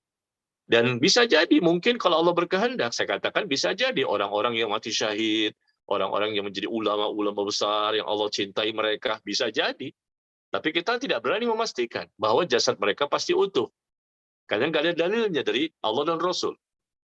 Ya. Dan kalau seandainya orang tua kita tadi jasadnya masih utuh, ya, sebetulnya apa manfaatnya? Karena sebetulnya yang mereka butuhkan itu bukan jasad yang masih utuh di kuburan-kuburan mereka. Yang mereka butuhkan itu adalah bagaimana caranya agar mereka mendapatkan nikmat kubur, terhindar dari siksa kubur, bukan jasadnya. yang menjadi apa? Kalau jasadnya utuh, maka mereka mendapatkan nikmat kubur. Kalau jasadnya nggak utuh, mereka mendapatkan siksa kubur. Nggak begitu pemahamannya. Coba Anda lihat, mohon maaf ini contoh saja. Fir'aun itu jasadnya utuh nggak? Fir'aun, jasadnya utuh. Allah selamatkan badannya. Allah selamatkan jasadnya. Kita bisa lihat sekarang jasadnya Fir'aun yang ribuan tahun yang lalu matinya. Saat ini kita bisa utuh jenazah itu. Fir'aun dia. Tapi apa manfaatnya? Jenazahnya Fir'aun masih utuh. Kita bisa lihat di YouTube juga ada. Tapi apa manfaatnya utuh jenazah Fir'aun? Karena dia disiksa di alam kubur sampai hari kiamat. Nggak ada manfaat. Ya. Jadi jangan berdoa seperti itu. Ya, tapi berdoa kita yang benar adalah kita berdoa agar orang tua itu diampuni dosanya, ya. Allah berikan rahmat kepadanya sebagaimana doa kita ketika salat jenazah. Allahumma ighfir lahu warhamhu wa'afihi wa'fu anhu wa akrim nuzulahu wa wasi' mudkhalahu waghsilhu bil ma'i wal thalji wal barad dan seterusnya. Ya Allah, ampuni dia, ya. Allah maghfirlah warhamhu dan rahmati dia, wa'fu anhu, maafkanlah kesalahan dia ya Allah. Nah, seperti itu. Karena orang tua butuh doa-doa kita. Dan orang tua juga bisa mendapatkan manfaat dengan sebab amal soleh kita, amal soleh yang dilakukan oleh seorang anak. Ya, jadi utuh atau tidak utuhnya jenazah di kuburan itu tidak menjadi jaminan bahwa dia pasti mendapatkan nikmat kubur. Kadang-kadang kita lihat ya, wah jenazahnya masih utuh udah 5 tahun. Wah jenazahnya masih utuh udah 10 tahun. Wah jenazahnya masih utuh udah 30 tahun. 30 tahun jenazahnya masih utuh. Kita nggak berani mengatakan bahwa kalau jenazahnya masih utuh sudah 30 tahun, berarti dia ini orang yang tidak mendapatkan siksa kubur. Nggak berani kita mengatakan demikian. Karena siksa kubur dan nikmat kubur itu bukan di kuburan, tapi di alam lain, di alam kubur. Ya, untuk apa manfaatnya kalau masih utuh? Kalau seandainya, mohon maaf ya, na'udzubillah min dzalik. Untuk apa manfaatnya seandainya masih utuh nih jenazah, tapi di alam kuburnya disiksa? Untuk apa? Yang kita inginkan itu orang tua kita di alam kuburnya mendapatkan nikmat, meskipun jenazahnya di kuburan hancur. Tidak ada lagi tulang belulangnya habis semuanya, ya. Tubuhnya semua sudah habis dimakan oleh hewan-hewan yang ada di kuburan. Nggak apa-apa. Memang secara umum manusia seperti itu. Manusia secara umum jenazahnya habis. 2 tahun pertama, 3 tahun pertama barangkali habis. Barangkali secara umum ya. Atau mungkin 5 tahun pertama habis. Tinggal tulang belulang. Tulang belulang pun lama-lama juga habis. Secara umum seperti itu. Nggak masalah. Ya. Karena memang Allah sudah takdirkan memang akan seperti itu. Yang penting di alam kuburnya, bukan di kuburan. Ya, yang penting di alam kuburnya. Kalau mendapatkan nikmat kubur, alhamdulillah. Dan itu yang kita prioritaskan dalam doa kita ya. Jadi jangan doa, ya Allah, jadikanlah orang tuaku dia diselamatkan jasadnya, tidak sampai dimakan oleh hewan-hewan yang ada di kuburan. Maka tidak ada contohnya doa seperti ini. Tidak disyariatkan doa seperti ini dan juga tidak ada manfaatnya. Karena hakikatnya mereka hidupnya bukan di kuburan, tapi mereka hidup kembali di alam kubur. Di sanalah mereka hidup. Mungkin mereka hidup mendapatkan nikmat kubur, atau mungkin mereka hidup mendapatkan siksa kubur. Maka kitalah yang mendoakan mereka agar mereka diampuni dosa-dosanya. Ya, demikian. Wallahu ta'ala a'lam bishawab. Barakallahu fiik. Lalu pertanyaan selanjutnya, Ustadz, apakah orang Muslim yang memiliki banyak dosa dan bertaubat bisa menjawab pertanyaan di alam kubur? Dan apabila bisa menjawab, apakah tetap mendapatkan siksa kubur?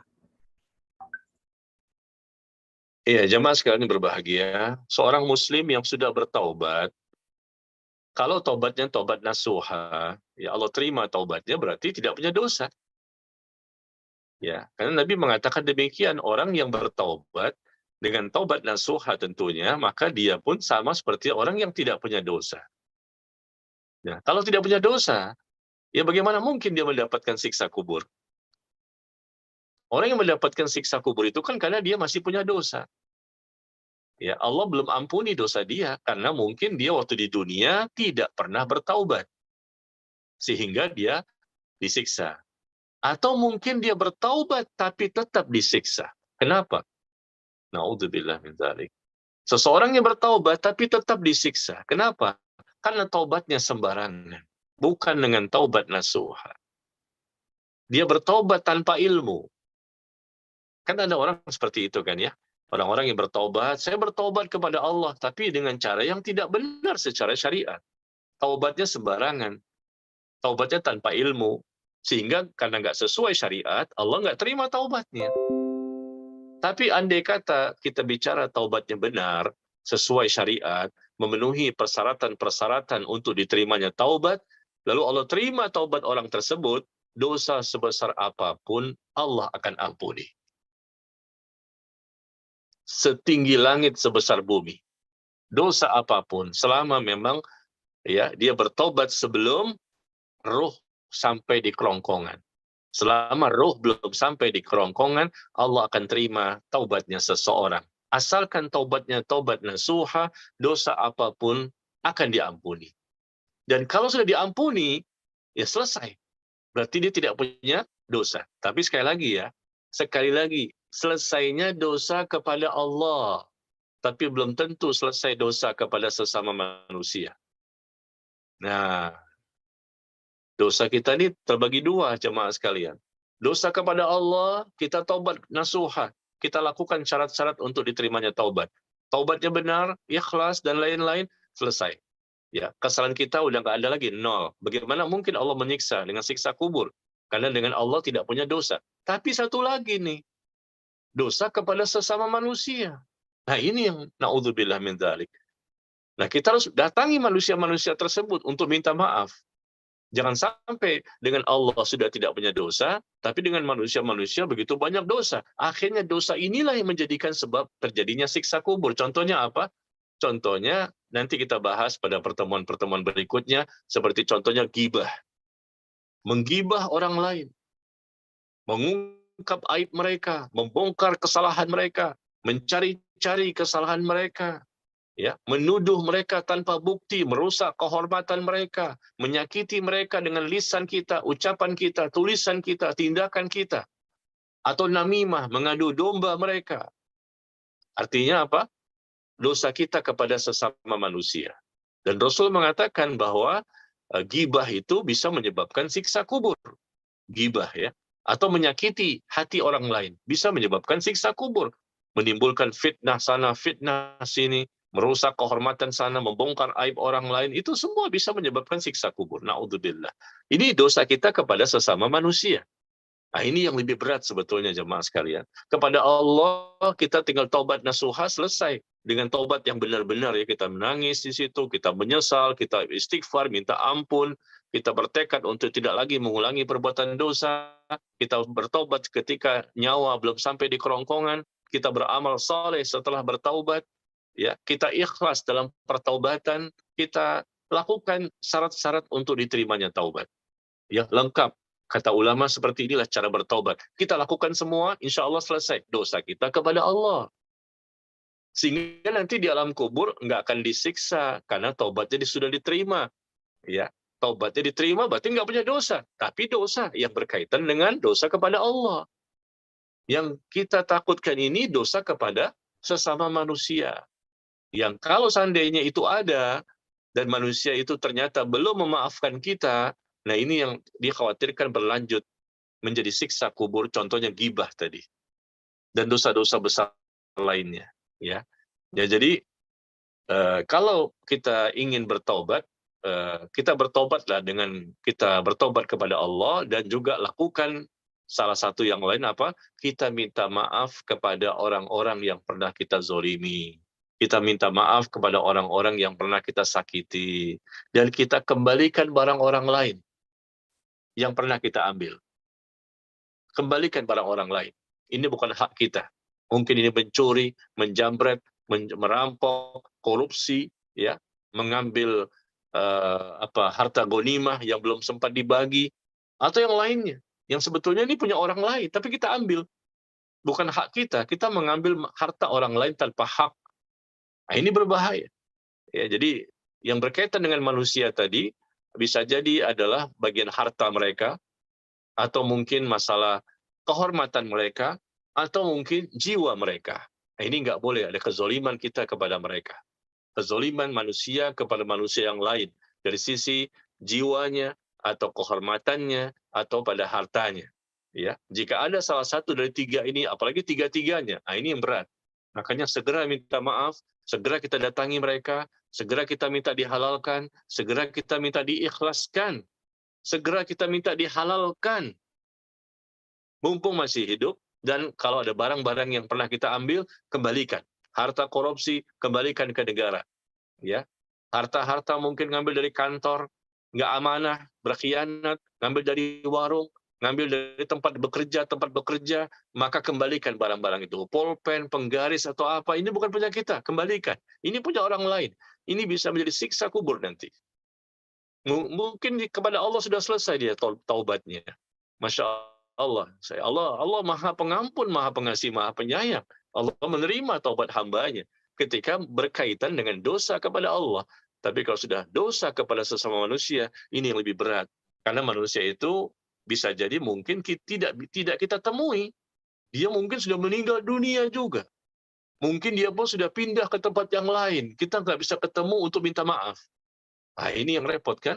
Nah, itu yang dikhawatirkan ketika nanti di alam kuburnya ada hal-hal yang sifatnya dosa kita kepada sesama manusia menjadi sesuatu yang menyebabkan orang itu mendapatkan siksa kubur. Ya, kita bisa lihat di bukunya ya. Di daftar isinya kita bisa lihat di bukunya, di daftar isi seperti dosa ghibah, dosa namimah, menyakiti orang lain dengan lisannya. Ya, ini berkaitan dengan dosa kepada sesama manusia, atau orang yang suka kepo, ingin tahu urusan orang lain, lalu dia bongkar aib orang lain, dia sebarkan kepada orang lain, ya. Atau di sini mengambil harta korupsi, atau dia menyebarkan fitnah, ya, menyebarkan berita-berita hoax, ya, naudzubillah. Atau seorang ibu, di sini lihat di halaman 117, seorang ibu yang tidak mau menyusukan ASI, memberikan ASI kepada anaknya. Dia punya ASI ibu ini. Ini kan berkaitan dengan dia dengan anaknya. Dia punya ASI, air susu ibu, tapi dia nggak mau memberikan pada anaknya tanpa uzur. Tanpa ada uzur. Sebetulnya dia punya air susu ibu itu. Dan bayi sangat membutuhkan ASI, tapi dia tidak mau memberikan ASInya kepada anaknya, kepada bayinya. Nah, ini bentuk kezoliman. Dosa kepada sesama manusia. Kepada anaknya sendiri dia zolim. Dan ini bisa jadi nanti disebutkan di sini ya, di halaman 117, bahwa dia pun kalau Allah berkehendak, dia akan mendapatkan siksa kubur. Siksa kubur. Seorang ibu mendapatkan siksa kubur gara-gara tidak mau memberikan ASInya kepada bayinya, padahal tidak ada uzur, tidak ada sebab. Ya, demikian ya. Jadi kesimpulannya, ya, orang yang sudah bertobat dari dosa-dosa, dosa apapun, kalau berkaitan dengan dosa kepada Allah, dia tobat nasuha, sesuai dengan ilmu, sesuai dengan syariat, maka Allah ampuni. Orang yang bertobat enggak punya dosa. Tapi kalau sudah berkaitan dengan dosa kepada sesama manusia, maka itu pun juga harus kita lakukan bentuk pertobatan kita, yaitu kita minta maaf kepadanya, minta dihalalkan, atau minta dimaafkan ya, atau mungkin berkaitan dengan barang, maka hendaknya kita kembalikan barang orang lain. Demikian, wallahu taala a'lam bissawab. Barakallahu fiik. Lalu pertanyaan selanjutnya dari hamba Allah. Bismillahirrahmanirrahim. Assalamualaikum Ustaz, ahsanallahu ilaik. Apakah doa ini benar Ustaz? Yang dimana ketika ada seseorang yang wafat, sebelum kita meninggalkan kubur, kita berdoa di atas kepala mayit. Allahumma bihaqqi Muhammad wa ali Muhammad la tu'azzib alal mayyit, jika mayat laki-laki, atau hazihil mayyit jika mayat wanita. Yang artinya, wahai Tuhanku, dengan hak Nabi Muhammad dan dengan hak keluarga Nabi Muhammad, jangan siksa mayat laki-laki atau perempuan ini. Doa ini agar si mayat tidak mendapatkan siksa kubur. Apakah doa ini benar Ustaz? Jazakallahu khairan. Wa iyyakum. Iya. Doa seperti itu tidak kita dapatkan dalam hadis-hadis yang sahih. Ya. Tidak ada contohnya dari Rasulullah dan para sahabatnya doa yang disebutkan tadi. Yang disebutkan dalam hadis ya adalah kita minta kepada Allah agar mayit tersebut diampuni dosanya dan diberikan keteguhan untuk bisa menjawab pertanyaan dari malaikat Munkar dan Nakir. Sebetulnya doa itu bebas-bebas saja kan. Ketika kita ingin mendoakan mayit yang mungkin sudah ditanam, ya sudah dipendam, sudah ditutup dengan tanah, ya kita bebas untuk mendoakannya. Apakah doanya seperti yang dalam sholat jenazah misalnya, Allahumma ighfir lahu warhamhu wa'afihi wa'fu anhu dan seterusnya, boleh-boleh saja. Atau dengan doa-doa yang lain. Sebagaimana yang Rasul ajarkan. Nah, ini baru yang betul-betul di hadis ya. Hadis yang dikeluarkan oleh Imam Abu Daud dan Imam Al-Hakim. Rasul mengajarkan ketika setelah selesai proses penguburan, ya Rasul menyampaikan pesan-pesan kepada para sahabat, ya memberikan peringatan-peringatan kepada mereka bagaimana tentang masalah ini masalah yang sangat menakutkan dan mengerikan. Lalu Rasul menganjurkan kepada mereka, istaghfiru li akhikum wasalu lahu tathbit fa innahu al-an yus'al. Ya, hadis yang dikeluarkan oleh Imam Abu Daud dan Al-Hakim. Istaghfiru li akhikum wasalu lahu tathbit fa innahu al-an yus'al. Fa innahu al-an yus'al. Ya, kata Nabi, mohonkanlah ampunan bagi saudaramu ini.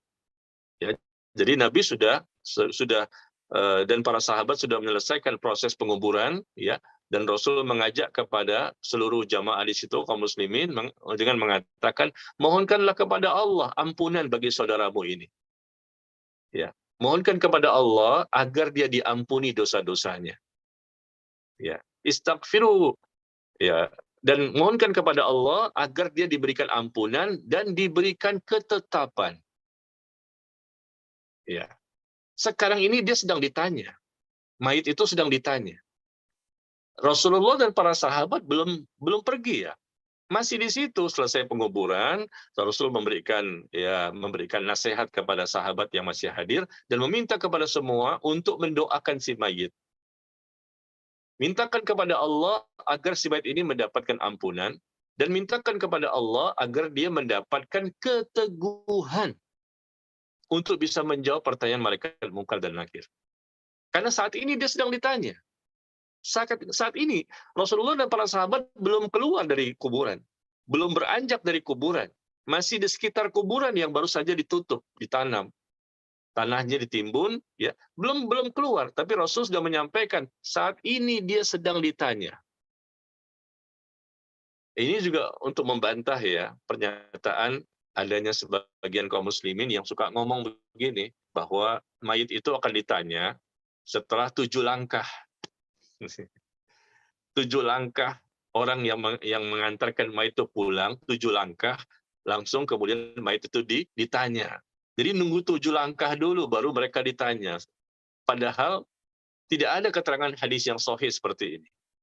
Justru yang sahih adalah, kata Nabi ada di situ.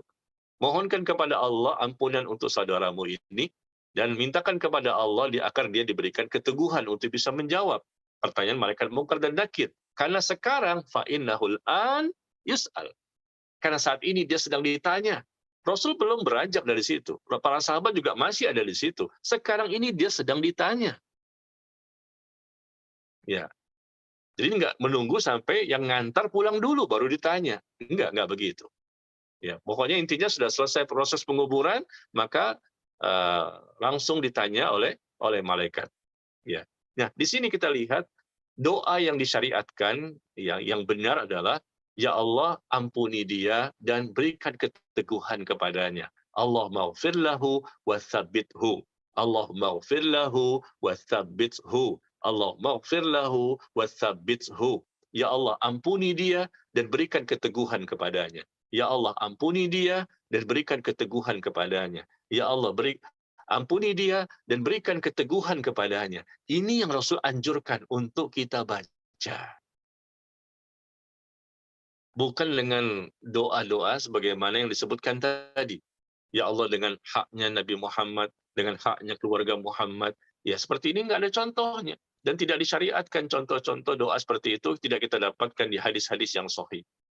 Ya, maka kalau kita ingin mendoakan mayit, kita kita doakan mereka, ya, agar mereka mendapatkan ampunan sebagaimana yang Rasul contohkan, yang Rasul ajarkan. Allah maghfir lahu wa tsabbithu. Ya Allah, ampuni dia dan berikan dia keteguhan. Ya Allah, ampuni dia dan berikan dia keteguhan. Istaghfiru li akhikum wa salu lahu tatsbit fa innahu al-an yus'al. Mohonkan kepada Allah agar mayit ini mendapatkan ampunan dan diberikan kemampuan, diberikan keteguhan untuk bisa menjawab. Atau mungkin barangkali dengan doa yang lain tadi, Allahumma ighfir lahu warhamhu wa'afihi wa'fu anhu wa akrim nuzulahu wa wasi' mudkhalahu. Mungkin ini agak panjang ya, tapi paling tidak yang pendek tadi, Allahumma ighfir lahu wa tsabbithu. Dari hati yang paling dalam kita minta kepada Allah, Allahumma ighfir lahu wa tsabbithu. Ya, waqihi min adzabil qubur. Dan jagalah dia, lindungi dia ya Allah dari azab kubur. Nah, seperti itu. Jadi bukan dengan hak Nabi Muhammad, dengan hak keluarga Nabi Muhammad, dan itu pun harus dibaca di kepala si mayit. Nggak ada juga contohnya. Nggak ada dalilnya dari hadis-hadis yang sahih, maksud saya. Ya, jadi kita ini haruslah beramal dengan dalil. Ya, dalil yang sahih, yang telah diajarkan, dicontohkan, yang telah dipraktekkan, yang telah diamalkan, yang telah didakwahkan oleh Rasulullah SAW dan para sahabatnya. Ya, demikian. Wallahu taala a'lam bishawab. Dan ketika mendoakan pun tidak mesti harus di kepala si mayit, ya. Ini kan bukan sholat jenazah. Kalau sholat jenazah memang kita lihat, kalau jenazahnya laki-laki maka kita di arah lehernya, ya. Kalau jenazahnya perempuan kita di bagian perutnya. Ini ketika sholat jenazah. Ya, ketika posisi imam itu bisa kita ketahui membedakan ini jenazah laki-laki atau perempuan. Tapi kalau kita sudah di kuburan, di mana saja kita bebas. Posisi kita nggak mesti di kepala, atau di tengah-tengah, atau di kaki. Di mana saja kita bebas. Ya, untuk berdiri. Ya, ketika itu pun Rasul menyampaikan kepada sahabat sedang mengelilingi kuburan. Selesai proses ditanamnya mayit, dan para sahabat mengelilingi kuburan. Berada ramai di situ, di sekitar kuburan, ya, posisinya macam-macam di situ. Dan Rasul mengatakan, mohonkanlah ampunan untuk saudaramu ini. Mohonkan ampunan untuk saudaramu ini, dan doakan kepada Allah agar dia diberikan keteguhan. Dan posisinya, sahabat pada waktu itu, mereka ada yang di sebelah sini, sebelah sana, ya. Jadi nggak ada keharusan untuk di posisi tertentu. Ya, kecuali ketika ziarah kubur. Ya, ketika kita ziarah kubur, disunnahkan kita berdoa menghadap kiblat. Disunnahkan kita berdoa dengan mengangkat kedua tangan kita, ya, kita angkat kedua tangan kita dan kita menghadap kiblat dan kita doakan si mayit. Karena Rasul begitu ketika ziarah kubur. Tapi ketika menguburkan mayit, karena memang banyak orang di situ ramai, posisinya di mana saja boleh. Ya, tapi kalau ketika ziarah kubur disunnahkan, karena dalilnya pun ada di hadis, Rasul berada di suatu tempat yang mengarah ke arah kiblat dan Rasul mengangkat kedua tangannya. Berarti di sini kita pun disunnahkan untuk melakukan hal seperti itu. Ya, demikian. Wallahu taala a'lam bissawab. Jazakallahu khair. Lalu pertanyaan selanjutnya, Ustaz, dari hamba Allah. Assalamualaikum warahmatullahi wabarakatuh. Assalamualaikum Ustaz. Bagaimana dengan pelaku bid'ah jika sampai meninggal? Apakah ia termasuk dalam golongan orang munafik? Jazakallahu khairan. Pelaku bid'ah ketika mereka meninggal, apakah mereka termasuk golongan munafik? Ya, pertanyaannya. Ya, tergantung tingkat kebid'ahannya. Bid'ah itu bertingkat-tingkat. Ya, tidak semua pelaku kebid'ahan itu sama. Ada orang yang melakukan kebid'ahan sampai tingkat kekufuran. Bid'ahnya itu parah sekali. Sampai dia dikatakan sudah murtad keluar dari Islam dengan perbuatan bid'ahnya. Tapi ada orang yang berbuat bid'ah tapi nggak sampai keluar dari Islam. Ya, dia masih Muslim meskipun dia melakukan berbagai macam perbuatan-perbuatan bid'ah, tapi tetap dia masih sebagai muslim karena perbuatan bid'ahnya itu tidak termasuk yang membatalkan keislaman. Perbuatan bid'ahnya tidak termasuk yang bisa membatalkan keimanan. Ya, bid'ah juga artinya sesuatu yang tidak ada tuntunan, nggak ada dalil, tidak ada contoh, ya, tidak ada sumber rujukannya dari Quran maupun hadis. Rasulullah, para sahabat, para tabi'in nggak pernah melakukannya. Ini suatu hal yang baru dalam agama. Ya, suatu perkara mungkin masalah ibadah barangkali yang memang bertentangan dengan syariat, ya, menyelisihi syariat dan tidak ada contohnya sama sekali. Tetapi perlu dipahami bahwa bid'ah itu bertingkat-tingkat. Ya, ada bid'ah yang sifatnya ringan, ada bid'ah yang sifatnya berat. Ya. Dan kalaupun berat, tetapi selama itu tidak sampai mengeluarkan dia dari Islam, ya tetap dia muslim. Ya. Tetapi kalau kebid'ahan yang berat itu sampai mengeluarkan pelakunya dari Islam, maka tentunya dia sampai kafir dan ketika dia mati nanti, maka tidak disolatkan oleh kaum muslimin. Sama seperti orang-orang kafir yang lain. Karena perbuatan bid'ahnya sudah sampai kepada kekafiran. Sudah sampai mengeluarkan pelakunya dari Islam. Nah, pelaku-pelaku kebid'ahan ini, apakah mereka disebutnya mati sebagai orang munafik? Ya, bisa kita katakan iya, bisa juga kita katakan tidak. Ya, pelaku kebid'ahan ini bisa masuk kepada tingkat kemunafikan, bisa juga bid'ah yang tidak masuk kepada tingkat kemunafikan. Ya, jadi kita tidak bisa pukul rata. Ini masalah besar. Ya, tergantung bid'ahnya apa dulu ini. Kalau bid'ahnya sudah masuk kepada contoh-contoh kemunafikan, tanda-tanda kemunafikan yang Allah dan Rasulnya sebutkan, maka kita katakan dia ini pelaku bid'ah yang sekaligus munafik. Ya. Tapi kalau dia pelaku bid'ah yang ternyata dia tidak termasuk dari tanda-tanda orang-orang munafik, ya maka dia disebut cuma orang yang melakukan bid'ah saja. Ya, hanya melakukan bid'ah saja. Mungkin dia melakukan bid'ah, misalnya ini contoh saja, contoh paling gampang, misalnya orang munafik itu suka berbohong, sedangkan dia nggak suka berbohong. Ya, orang munafik ini suka ingkar janji, sedangkan dia nggak suka ingkar janji, selalu tepat janjinya. Misalnya orang munafik ini kalau dikasih amanah dia suka berkhianat, sedangkan si pelaku bid'ah ini nggak berkhianat. Dia orangnya yang takut kepada Allah. Ini contoh saja. Nggak pernah berbohong, kemudian nggak pernah sampai ingkar janji, nggak pernah juga berkhianat, atau contoh-contoh yang lain yang termasuk sifat kemunafikan. Dia hanya bid'ah saja. Dan bid'ahnya juga bertingkat-tingkat kan. Ya, ada bid'ah yang sedikit atau yang kecil, atau bid'ah yang sifatnya lebih besar lagi. Nah, jadi dibedakan ya. Mana pelaku bid'ah yang sekaligus dia juga memiliki sifat munafik sehingga dia disebut juga munafik. Ada juga pelaku bid'ah yang sebetulnya dia tidak melakukan tanda-tanda kemunafikan sehingga dia disebut hanya sebagai pelaku bid'ah. Dan pelaku bid'ah pun bertingkat-tingkat. Ada pelaku bid'ah yang sebetulnya dia itu cuma ikut-ikutan, dia ini orang yang nggak mengerti, orang yang bodoh, hanya mengikuti orang banyak, ya dia nggak mengerti. Nah, itu tingkatannya beda dengan orang yang sudah paham. Pelaku bid'ah yang dia tuh menjadi ahlul bid'ah. Ya, dialah penyebar kesesatan. Dialah yang mendakwahkan ya penyimpangan-penyimpangan. Dia tokohnya. Nah, itu beda tingkatannya dengan orang biasa. Sama-sama melakukan kebid'ahan, tapi dia tokohnya, biangnya.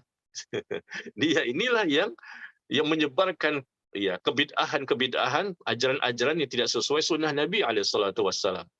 Ya, tentunya dosa dia lebih besar dibandingkan orang-orang awam yang tidak mengerti, hanya ikut-ikutan. Ya bid'ah juga, tapi mereka tentunya tingkatan dosanya ya tidak sama dalam pandangan Allah Tabaraka wa Ta'ala. Meskipun sama-sama dikatakan salah, tapi tingkatan besarnya kadar dosa yang mereka miliki tentunya berbeda. Karena di sini dia hanya melakukan kebid'ahan untuk pribadi karena kebodohan, nggak ngerti, ikut-ikutan saja. Tapi yang satu lagi, dia melakukan kebid'ahan bahkan mengajak orang lain untuk melakukan kebid'ahan, dan semakin banyak ribuan orang yang melakukan kesalahan dengan sebab dirinya. Dialah yang menyebarkan kesesatan, penyimpangan-penyimpangan. Nah, orang seperti ini sudah sampai hujah, sudah sampai dakwah, nasihat masih ngeyel, maka dia pun mendapatkan penilaian sebagai ahlul bid'ah. Ya, ahlul bid'ah yang memang besar sekali dosanya, tapi kita lihat juga dosanya, dosa bid'ah yang dia lakukan dan dosa bid'ah yang dia ajarkan. Kalau selama memang itu tidak sampai membatalkan keislaman, maka dia tetap menjadi muslim. Kita katakan dia saudara kita, tapi saudara kita yang banyak penyimpangannya.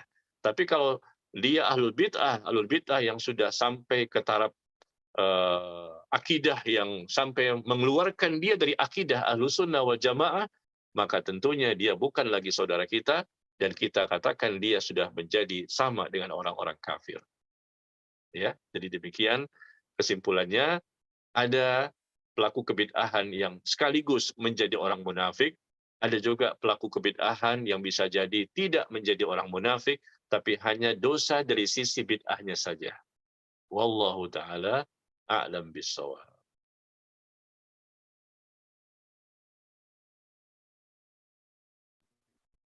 Barakallahu fiik, Ustaz. Mungkin ini ada pertanyaan yang terakhir, Ustaz. Dari hamba Allah. Ahsanallahu ilaika, Ustaz. Anda butuh penjelasannya tentang keberadaan alam kubur itu ada di mana, Ustaz? Jazakallahu khair. Alam kubur itu ada di mana? Loh, subhanallah. Ya.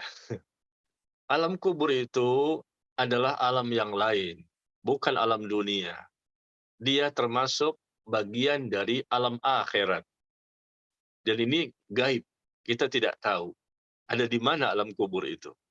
Kita tidak bisa mengatakan, oh mungkin di langit yang pertama, langit ketiga, langit ketujuh, atau mungkin di bumi, lapisan bumi yang terakhir. Nggak boleh kita mengatakan demikian. Ini masalah gaib.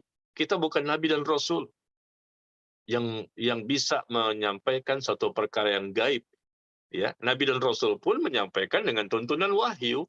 Sedangkan kita ini bukan Nabi dan Rasul, kita nggak dapat wahyu. Di Al-Quran tidak disebutkan, di hadis pun tidak disebutkan. Di manakah ya alam kubur itu sebetulnya ada di mana? Ya tentunya ada di satu tempat. Yang disebutkan di hadis bahwa al-qabru awwalu manazil akhirah. Nah, di situ Nabi mengatakan al-qabru awwalu manazil akhirah.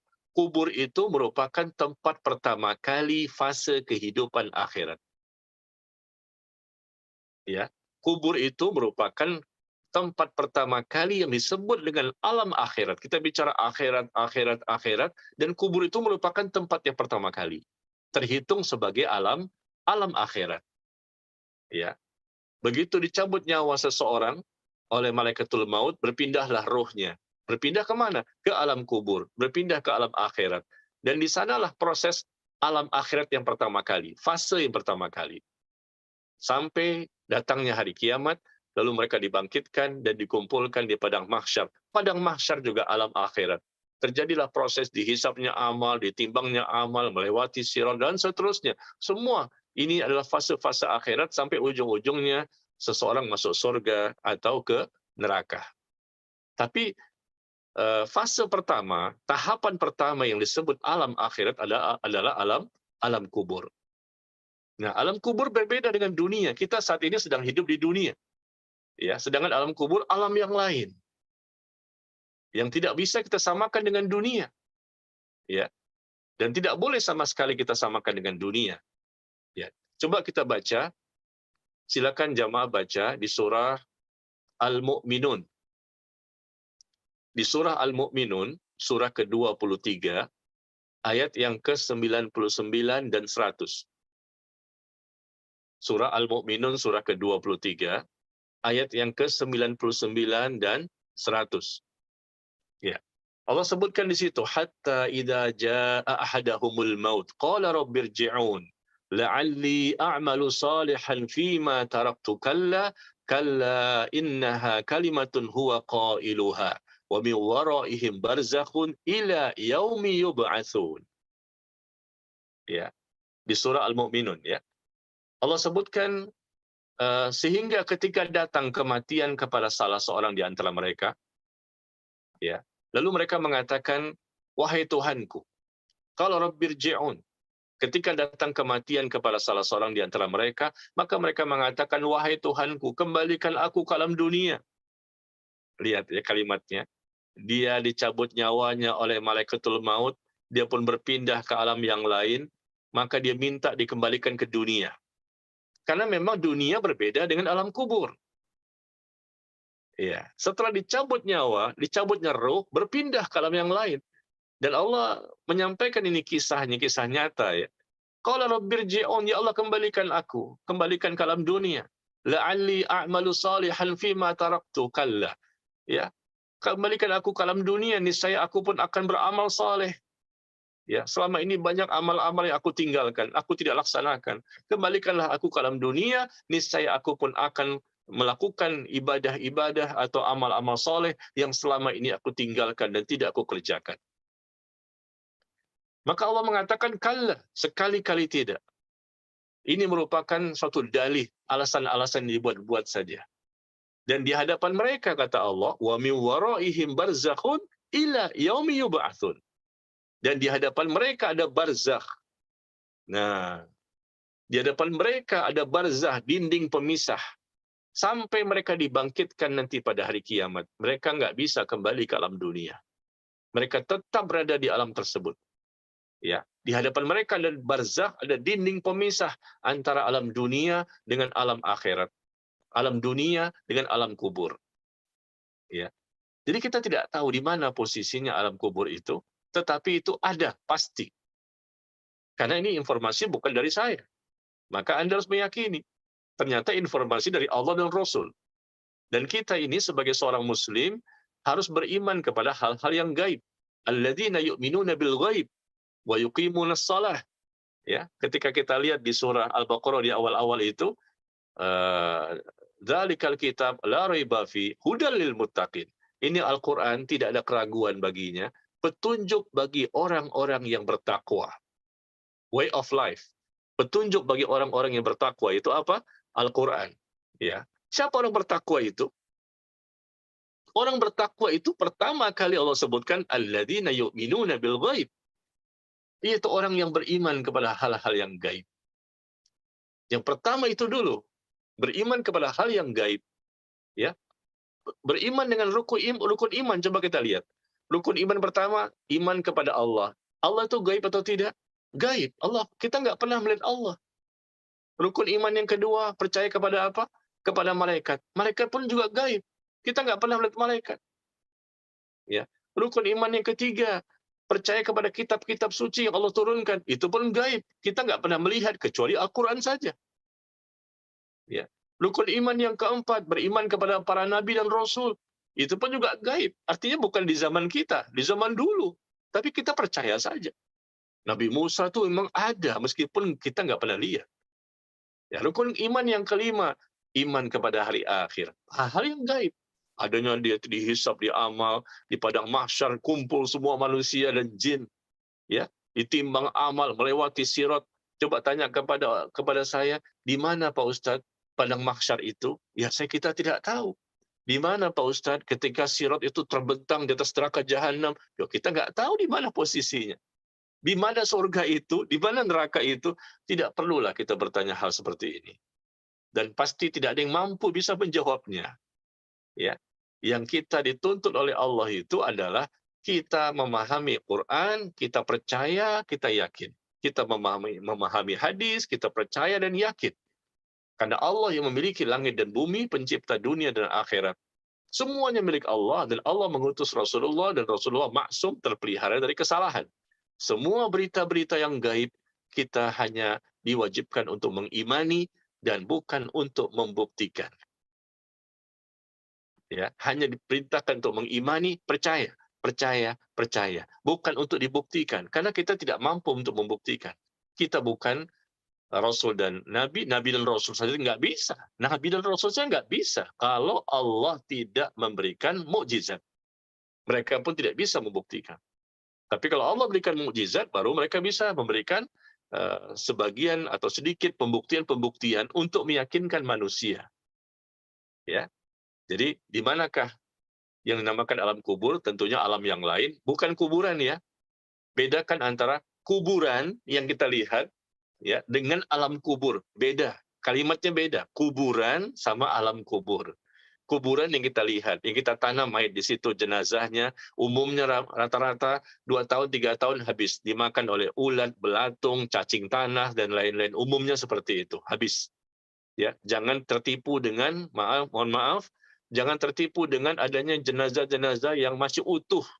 Ya, mudah-mudahan dia termasuk orang yang saleh, mudah-mudahan dia termasuk orang yang bertakwa, tapi jangan semata-mata itu saja menjadi penilaian kita bahwa jenazah utuh nih pasti dia. Ini nggak boleh memastikan. Pasti dia mendapatkan nikmat kubur. Ini jangan. Ya, kita hanya mengatakan mudah-mudahan, dengan utuhnya itu menandakan mudah-mudahan. Ya, mudah-mudahan dia mendapatkan nikmat kubur. Tetapi juga tidak boleh kita memastikan bahwa jenazah yang habis semua jenazahnya, nggak ada tersisa, semuanya dimakan hewan. Oh, ini pasti siksa kubur. Oh, nggak boleh juga. Nggak boleh.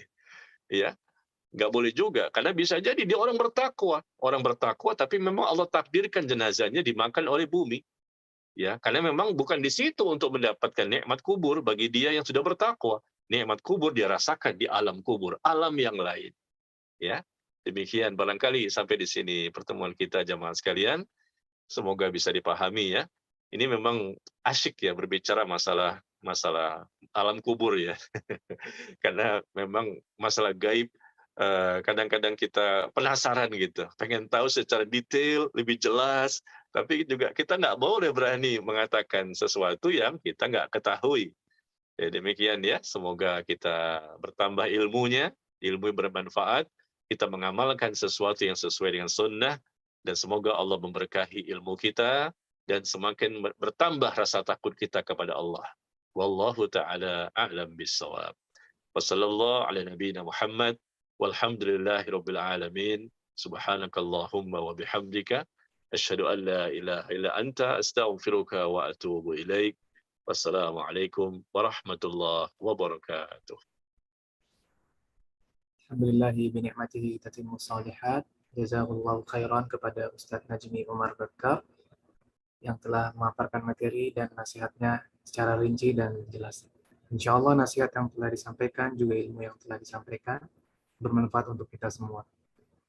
Innallaha wa malaikatahu yusalluna 'alan nabi ya ayyuhalladzina amanu sallu 'alaihi wa sallimu taslima.